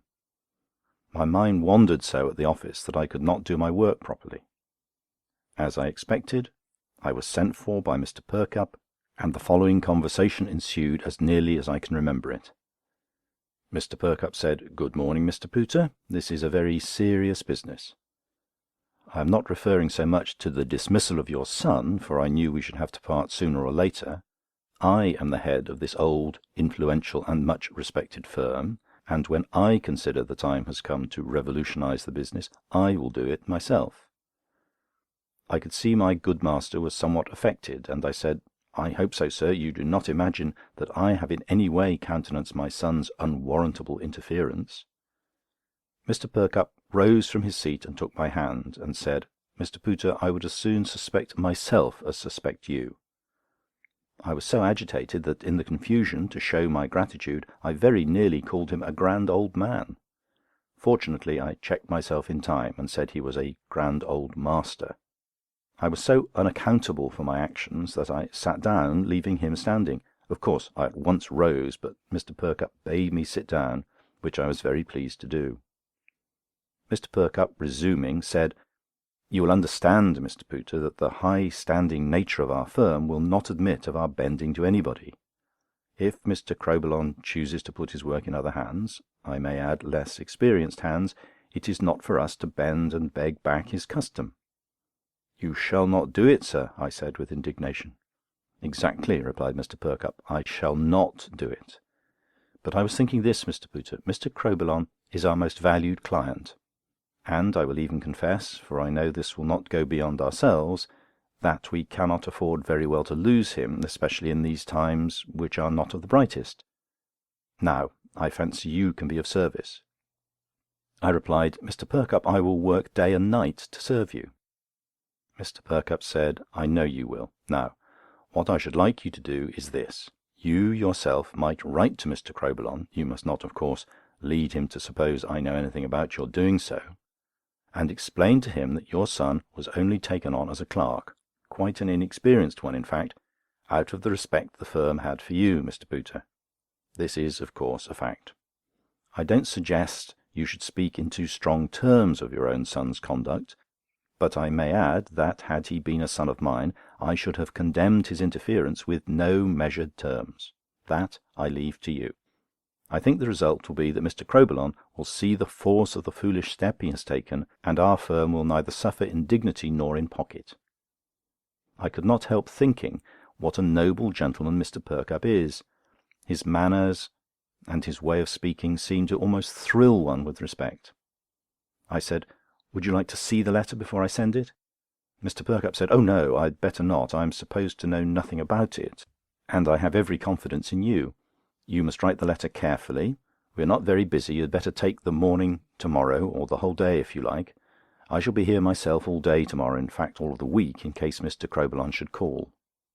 I went home a little more cheerful, but I left word with Sarah that I could not see either Gowing or Cummings, nor in fact anybody, if they called in the evening. Lupin came into the parlour for a moment with a new hat on, and asked my opinion of it. I said I was not in the mood to judge of hats, and I did not think he was in a position to buy a new one. Lupin replied carelessly, "I didn't buy it, it was a present." I have such terrible suspicions of Lupin now that I scarcely like to ask him questions, as I dread the answers so. However, he saved me the trouble. He said, "I met a friend, an old friend, that I did not quite think a friend at the time, but it's all right, as he wisely said, all is fair in love and war, and there was no reason why we should not be friends still. He's a jolly, good, all-round sort of fellow, and very different stamp from that inflated fool of a Perkupp." I said, "Hush, Lupin, do not pray add insult to injury." Lupin said, "What do you mean by injury?" "I repeat, I have done no injury. Crowbillon is simply tired of a stagnant stick-in-the-mud firm, and made the change of his own account. I simply recommended the new firm as a matter of biz, good old biz." I said quietly, "I don't understand your slang, and at my time of life have no desire to learn it, so, Lupin, my boy, let us change the subject. I will, if it please you, try and be interested in your new hat adventure." Lupin said, "Oh, there's nothing much about it, except I have not once seen him since his marriage, and he said he was very pleased to see me, and hoped we should be friends. I stood a drink to cement the friendship, and he stood me a new hat, one of his own." I said, rather wearily, "But you have not told me your old friend's name." Lupin said, with affected carelessness, "Oh, didn't I? Well, I will. It was Murray Posh." Lupin came down late, and seeing me at home all the morning, asked the reason of it. Carrie and I both agreed it was better to say nothing to him about the letter I was writing, so I evaded the question. Lupin went out, saying he was going to lunch with Murray Posh in the City. I said I hoped Mr. Posh would provide him with a berth. Lupin went out laughing, saying, "I don't mind wearing Posh's one-priced hats, but I'm not going to sell them." Poor boy, I fear he is perfectly hopeless. It took me nearly the whole day to write to Mr. Crowbillon. Once or twice I asked Carrie for suggestions, and, although it seems ungrateful, her suggestions were none of them to the point, while one or two were absolutely idiotic. Of course I did not tell her so. I got the letter off and took it down to the office for Mr. Perkupp to see, but he again repeated that he could trust me. Gowing called in the evening, and I was obliged to tell him about Lupin and Mr. Perkupp, and, to my surprise, he was quite inclined to side with Lupin. Carrie joined in and said she thought I was taking much too melancholy a view of it. Gowing produced a pint sample bottle of Madeira, which had been given to him, which he said would get rid of the blues. I dare say it would have done so if there had been more of it, but as Gowing helped himself to 3 glasses, it did not leave much for Carrie and me to get rid of the blues with. May the 15th, a day of great anxiety, for I expected every moment a letter from Mr. Crowbillon. 2 letters came in the evening, one for me, with Crowbillon Hall printed in large gold and red letters on the back of the envelope, the other for Lupin, which I felt inclined to open and read, as it had Gylterson, Sons and Co. Limited, which was the recommended firm. I trembled as I opened Mr. Crowbillon's letter. I wrote him 16 pages, closely written. He wrote me less than 16 lines. His letter was, "Sir, I totally disagree with you. Your son, in the course of 5 minutes' conversation, displayed more intelligence than your firm has done during the last 5 years. Yours faithfully, Gilbert E. Gillam O. Crowbillon." What am I to do? Here is a letter that I dare not show to Mr. Perkupp, and would not show to Lupin for anything. The crisis had yet to come, for Lupin arrived, and, opening his letter, showed a cheque for £25 as a commission for the recommendation of Mr. Crowbillon, whose custom to Mr. Perkupp is evidently lost for ever. Cummings and Gowing both called, and both took Lupin's part. Cummings went so far as to say that Lupin would make a name yet. I suppose I was melancholy, for I could only ask, "Yes, but what sort of a name?" May the 16th. I told Mr. Perkupp the contents of the letter in a modified form, but Mr. Perkupp said, "Pray don't discuss the matter. It is at an end. Your son will bring his punishment upon himself." I went home in the evening thinking of the hopeless future of Lupin. I found him in the most extravagant spirits and in evening dress. He threw a letter on the table for me to read. To my amazement, I read that Gylterson and Sons had absolutely engaged Lupin at a salary of £200 a year, with other advantages. I read the letter through 3 times and thought it must have been for me, but there it was, Lupin Pooter, plain enough. I was silent. Lupin said, "What price Perkupp now?" "You take my tip, Gov. Off with Perkupp, and freeze on to Gylterson, the firm of the future. Perkupp's firm, the stagnant dummies, have been standing still for years, and now are moving back. I want to go on. In fact, I must go off, as I am dining with the Murray Poshes to-night." In the exuberance of his spirits, he hit his hat with a stick and gave a loud war whoop, jumped over a chair, and took the liberty of rumpling my hair all over my forehead, and bounced out of the room, giving me no chance of reminding him of his age and the respect which was due to his parent. Gowing and Cummings came in the evening, and positively cheered me up with congratulations respecting Lupin. Gowing said, "I always said he would get on, and take my word, he has more in his head than we 3 put together." Carrie said, "He's a second Hardfur Huttle." End of chapter. Chapter 22. Master Percy Edgar Smith James. Mrs. James of Sutton visits us again and introduces spiritual séances. May the 26th, Sunday. We went to Sutton after dinner to have meat tea with Mr. and Mrs. James. I had no appetite, having dined well at 2, and the entire evening was spoilt by little Percy, their only son, who seems to me to be an utterly spoiled child. 2 or 3 times he came up to me and deliberately kicked my shins. He hurt me once so much that the tears came into my eyes. I gently remonstrated with him, and Mrs. James said, "Please don't scold him. I do not believe in being too severe with young children. You spoil their character." Little Percy set up a deafening yell here, and when Carrie tried to pacify him, he slapped her face. I was so annoyed, I said, "This is not my idea of bringing up children, Mrs. James." Mrs. James said, "People have different ideas of bringing up children. Even your son Lupin is not the standard of perfection." And Mr. Mazzini, an Italian I fancy, here took Percy in his lap. The child wriggled and kicked and broke away from Mr. Mazzini, saying, "I don't like you, you've got a dirty face." A very nice gentleman, Mr. Birks Spooner, took the child by the wrist and said, "Come here, dear, and listen to this." He detached his chronometer from the chain and made his watch strike 6. To our horror, the child snatched it from his hand and bounced it down upon the ground like one would a ball. Mr. Birks Spooner was most amiable, and said he could easily get a new glass put in, and did not suppose the works were damaged. To show you how people's opinions differ, Carrie said the child was bad-tempered, but it made up for that defect by its looks, for it was, in her mind, an unquestionably beautiful child. I may be wrong, but I do not think I have seen a much uglier child myself. That is my opinion. May the 30th. I don't know why it is, but I never anticipate with any pleasure the visits to our house of Mrs. James of Sutton. She is coming again to stay for a few days.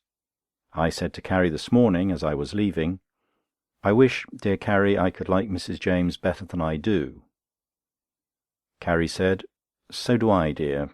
But as for years I've had to put up with Mr. Gowing, who is vulgar, and Mr. Cummings, who is kind but most uninteresting, I am sure, dear, you won't mind the occasional visits of Mrs. James, who has more intellect in her little finger than both your friends have in their entire bodies."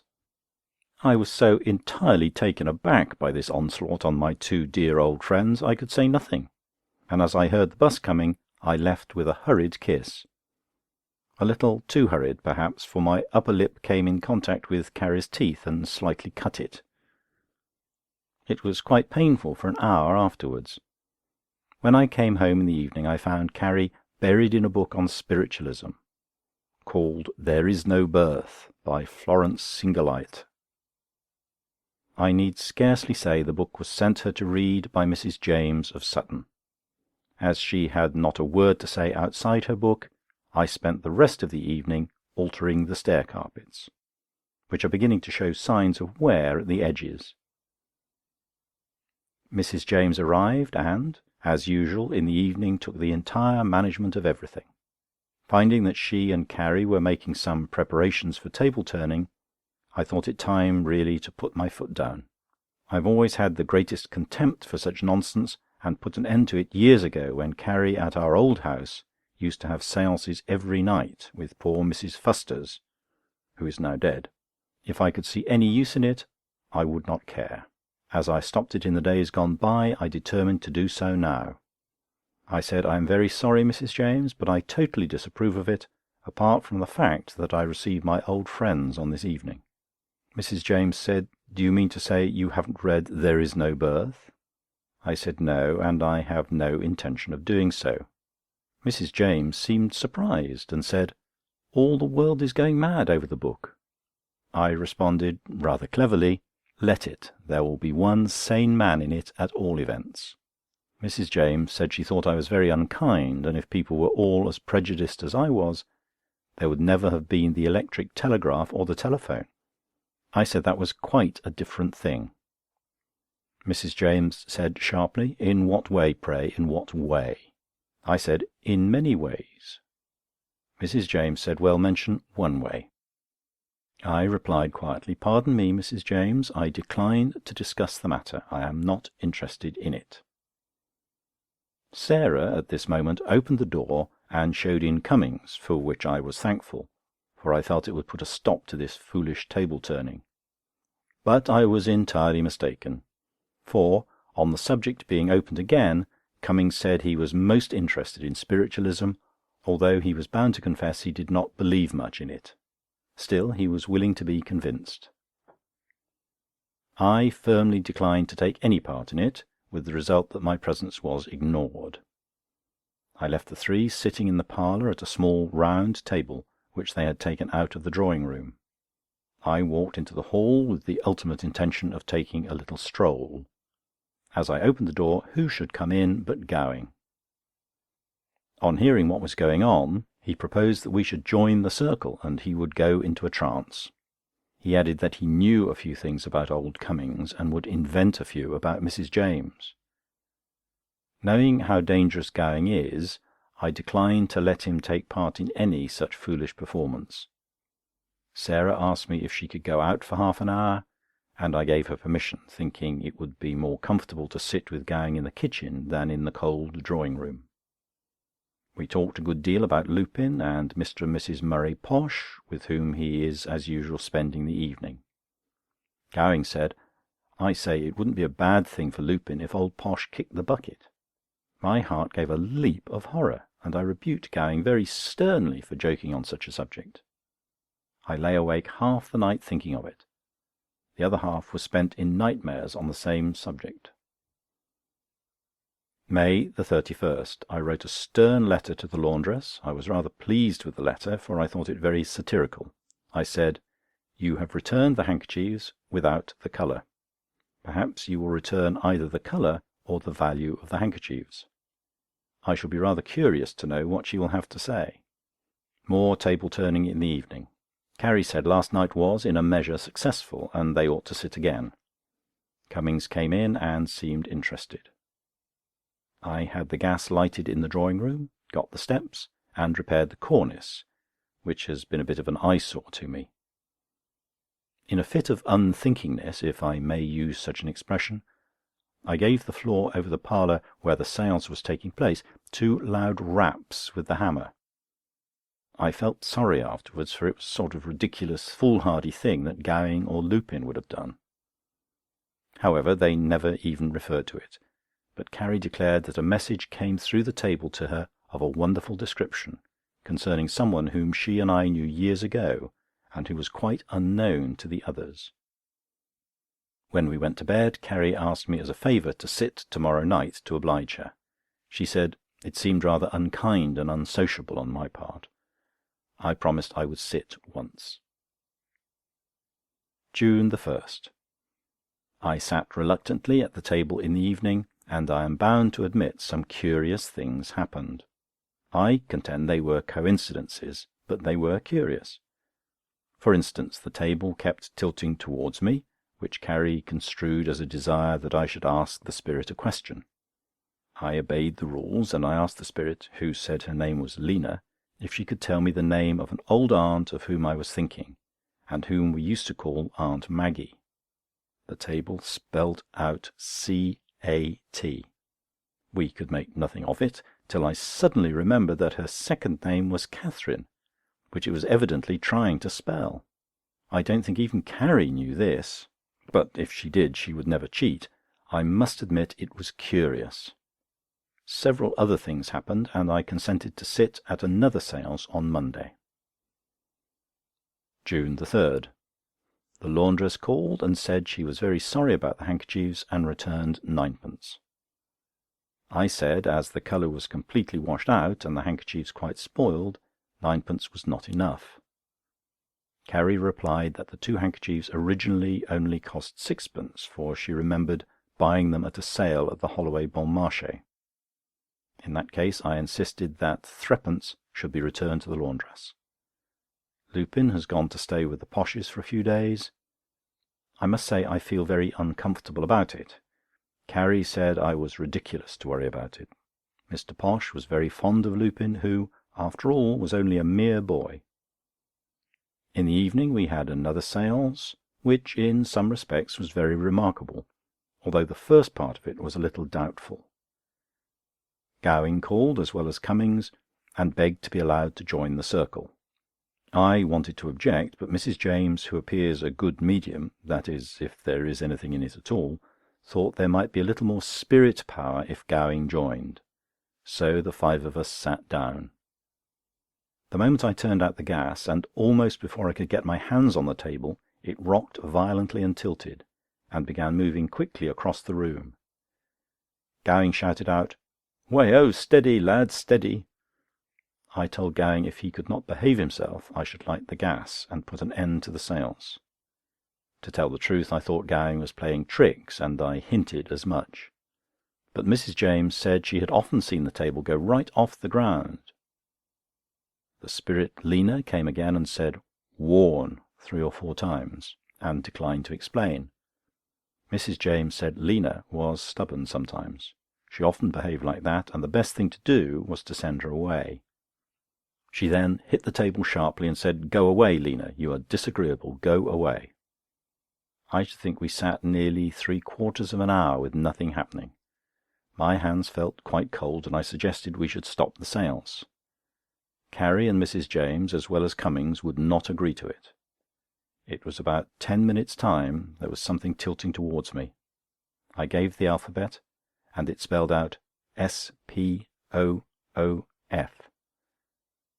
As I have heard both Gowing and Lupin use the word, and as I could hear Gowing silently laughing, I directly accused him of pushing the table.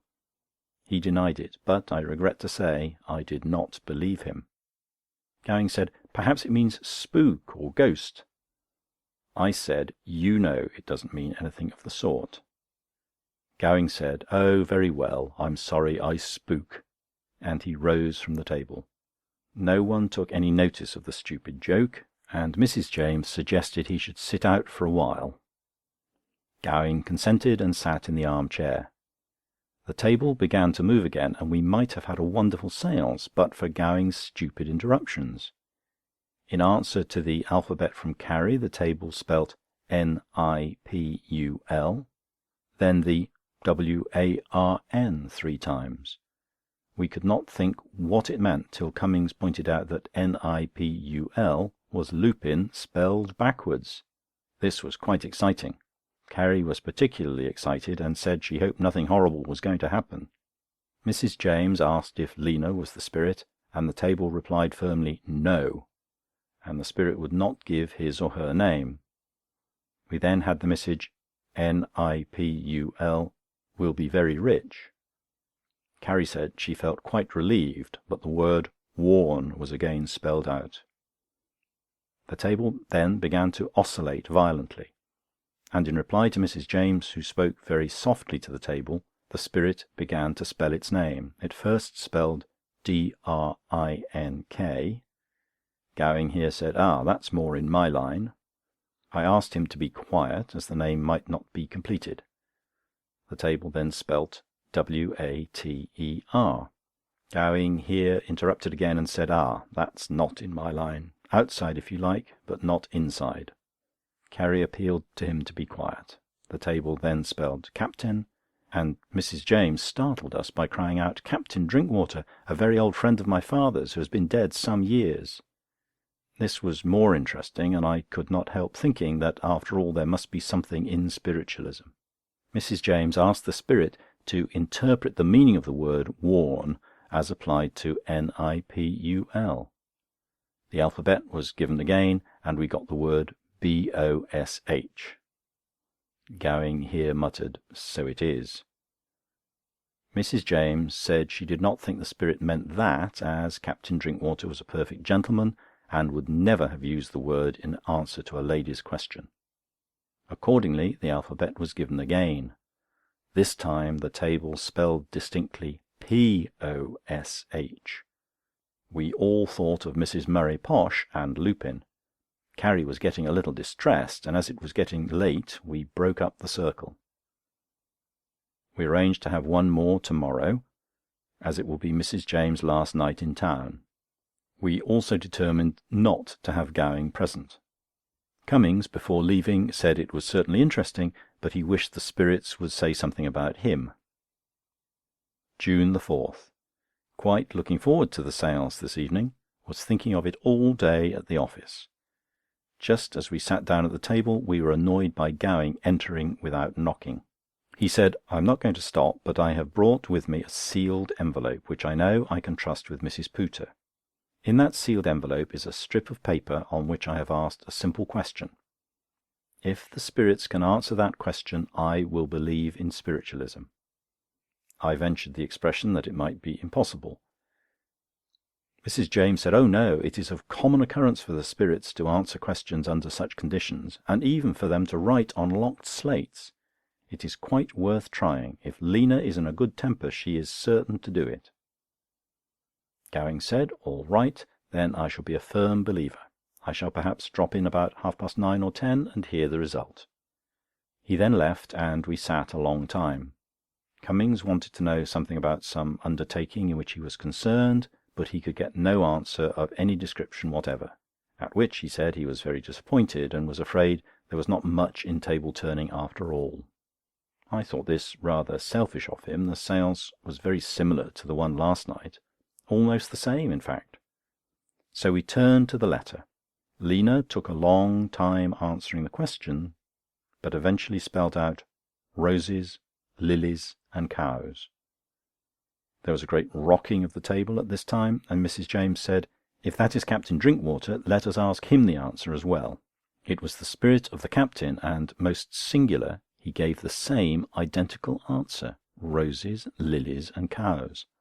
I cannot describe the agitation with which Carrie broke the seal, or the disappointment we felt on reading the question, to which the answer was so inappropriate. The question was, "What's old Pooter's age?" This quite decided me. As I had put my foot down on spiritualism years ago, so I would again. I'm pretty easy-going as a rule, but I can be extremely firm when driven to it. I said slowly, as I turned up the gas, "This is the last of this nonsense that shall ever take place under my roof. I regret I permitted myself to be a party to such tomfoolery. If there is anything in it, which I doubt, it is nothing of any good, and I won't have it again. That is enough." Mrs. James said, "I think, Mr. Pooter, you are rather overstepping." I said, "Hush, madam. I am master of this house. Please understand that." Mrs. James made an observation which I sincerely hope I was mistaken in. I was in such a rage I could not quite catch what she said. But if I thought she said what it sounded like, she should never enter the house again. End of chapter. Chapter 23. Lupin leaves us. We dine at his new apartments and hear some extraordinary information respecting the wealth of Mr. Murray Posh. Meet Miss Lilian Posh. Am sent for by Mr. Hardfur Little. Important. July 1st. I find, on looking over my diary, nothing of any consequence has taken place during the last month. To-day we lose Lupin, who has taken furnished apartments at Bayswater, near his friends Mr. and Mrs. Murray Posh, at 2 guineas a week. I think this is most extravagant of him, as it is half his salary. Lupin says one never loses by a good address, and, to use his own expression, Brickfield Terrace is a bit off. Whether he means it is far off, I do not know. I have long since given up trying to understand his curious expressions. I said the neighbourhood had always been good enough for his parents. His reply was, "It is no question of being good or bad. There is no money in it, and I am not going to rot away my life in the suburbs." We are sorry to lose him, but perhaps he will get on better by himself, and there may be some truth in his remark that an old and a young horse can't pull together in the same cart. Gowing called and said that the house seemed quite peaceful and like old times. He liked Master Lupin very well, but he occasionally suffered from what he could not help, youth. July 2nd, Cummings called, looked very pale, and said he had been very ill again, and of course not a single friend had been near him. Carrie said she had never heard of it, whereupon he threw down a copy of the Bicycle News on the table with the following paragraph: "We regret to hear that favourite old roadster Mr. Cummings, Long Cummings, has met with what might have been a serious accident in Rye Lane. A mischievous boy threw a stick between the spokes of one of the back wheels, and the machine overturned, bringing our brother tricyclist heaving to the ground. Fortunately he was more frightened than hurt, but we missed his merry face at the dinner at Chingford, where they turned up in good numbers. Long Cummings' health was proposed by our popular vice, Mr. Westrop, the prince of bicyclists, who in his happiest vein said it was a case of Cummings through the Rye, but fortunately there was more weal than woe, a joke which created roars of laughter. We all said we were very sorry, and pressed Cummings to stay to supper. Cummings said it was like old times being without Lupin, and he was much better away." July 3rd, Sunday. In the afternoon, as I was looking out of the parlour window, which was open, a grand trap, driven by a lady with a gentleman seated by the side of her, stopped at our door. Not wishing to be seen, I withdrew my head very quickly, knocking the back of it violently against the sharp edge of the window sash. I was nearly stunned. There was a loud double knock at the front door. Carrie rushed out of the parlour upstairs to her room, and I followed, as Carrie thought it was Mr. Perkupp. I thought it was Mr. Franching. I whispered to Sarah over the banisters, "Show them into the drawing-room." Sarah said as the shutters were not open, the room would smell musty. There was another loud rat-tat. I whispered then, "Show them into the parlour, and say Mr. Pooter will be down directly." I changed my coat, but could not see to do my hair, as Carrie was occupying the glass. Sarah came up and said it was Mrs. Murray Posh and Mr. Lupin. This was quite a relief. I went down with Carrie, and Lupin met me with the remark, "I say, what did you run away from the window for? Did we frighten you?" I foolishly said, "What window?" Lupin said, "Oh, you know. Shut it. You looked as if you were playing at Punch and Judy." On Carrie asking if she could offer them anything, Lupin said, "Oh, I think Daisy will take on a cup of tea. I can do with a B&S." I said, "I'm afraid we have no soda." Lupin said, "Don't bother about that. You just trip out and hold the horse. I don't think Sarah understands it." They stayed a very short time, and as they were leaving, Lupin said, "I want you both to come and dine with me next Wednesday and see my new place. Mr. and Mrs. Murray Posh, Miss Posh, Murray's sister, are coming. 8 o'clock sharp? No one else?" I said we did not pretend to be fashionable people, and would like the dinner earlier, as it made it so late before we got home. Lupin said, "Rats! You must get used to it. If it comes to that, Daisy and I can drive you home." We promised to go, but I must say in my simple mind the familiar way in which Mrs. Posh and Lupin addressed each other is reprehensible. Anybody would think they had been children together. I certainly should object to a 6 months' acquaintance calling my wife Carrie and driving out with her. July 4th. Lupin's rooms looked very nice, but the dinner was, I thought, a little too grand, especially as he commenced with champagne straight off.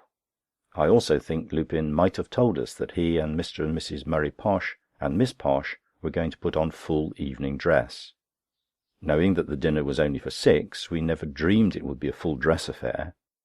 I had no appetite. It was quite 20 minutes past 8 before we sat down to dinner. At 6 I could have eaten a hearty meal.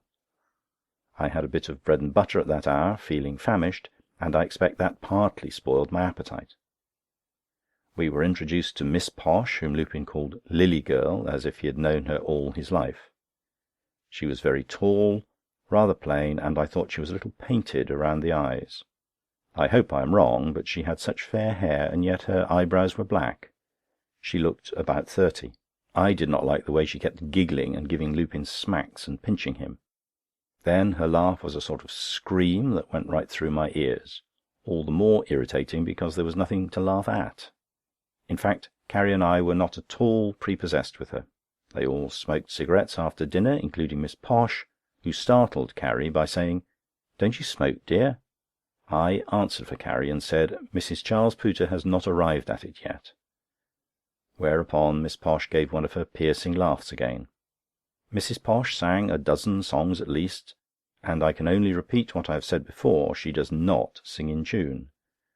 But Lupin sat by the side of the piano, gazing into her eyes the whole time. If I had been Mr. Posh, I think I should have had something to say about it. Mr. Posh made himself very agreeable to us, and eventually sent us home in his carriage, which I thought most kind. He is evidently very rich, for Mrs. Posh had on some beautiful jewellery. She told Carrie her necklace, which her husband gave her as a birthday present, alone cost £300. Mr. Posh said he had a great belief in Lupin, and thought he would make rapid way in the world.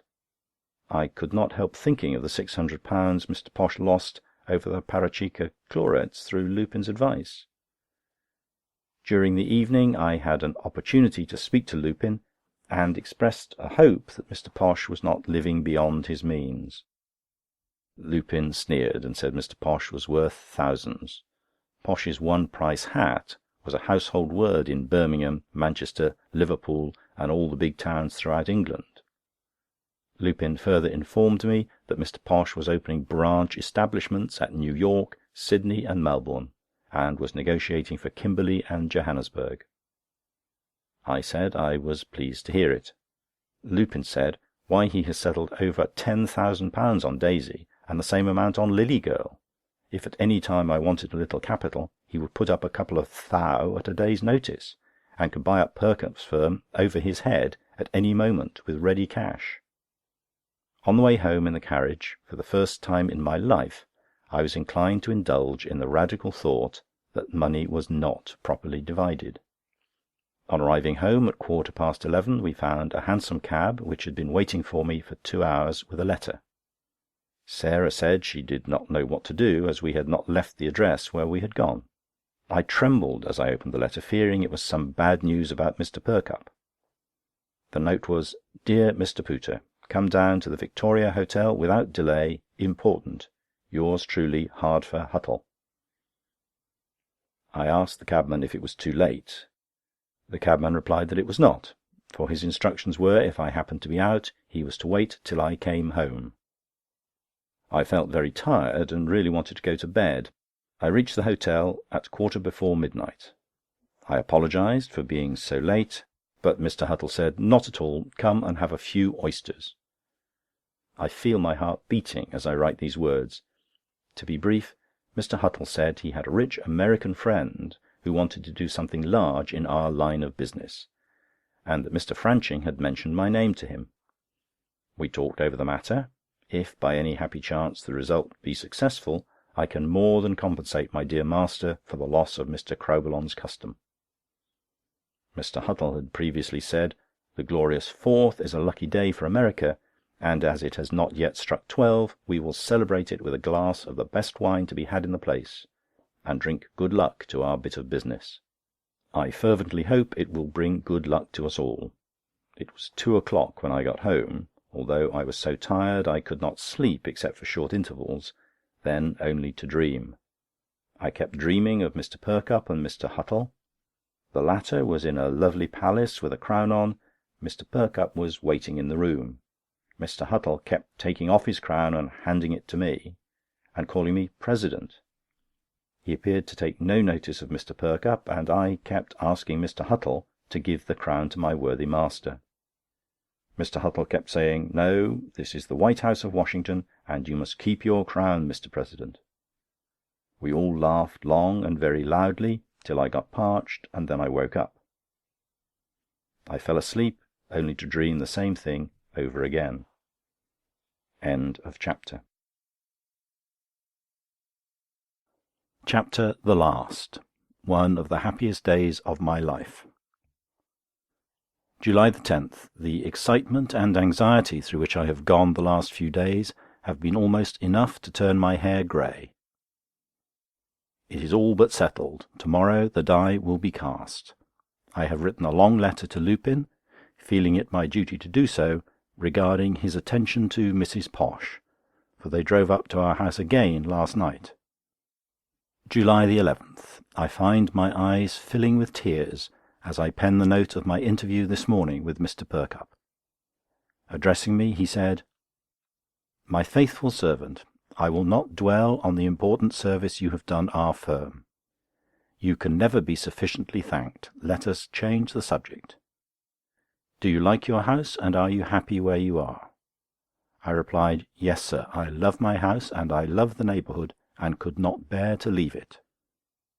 Mr. Perkupp, to my surprise, said, Mr. Pooter, I will purchase the freehold of that house, and present it to the most honest and most worthy man it has ever been my lot to meet. He shook my hand, and said he hoped my wife and I would be spared many years to enjoy it. My heart was too full to thank him, and, seeing my embarrassment, the good fellow said, "You need say nothing, Mr. Pooter," and left the office. I sent telegrams to Carrie, Gowing, and Cummings, a thing I've never done before, and asked the two latter to come round to supper. On arriving home, I found Carrie crying with joy, and I sent Sarah round to the grocer's to get 2 bottles of Jackson Frere. My 2 dear friends came in the evening, and the last post brought a letter from Lupin in reply to mine. I read it aloud to them all. It ran, "My dear old Gov, keep your hair on. You're on the wrong track again. I am engaged to be married to Lily Girl. I did not mention it last Thursday, as it was not definitely settled. We shall be married in August, and amongst our guests we hope to see your old friends Gowing and Cummings. With much love to all, from the same old Lupin." The end. End of recording.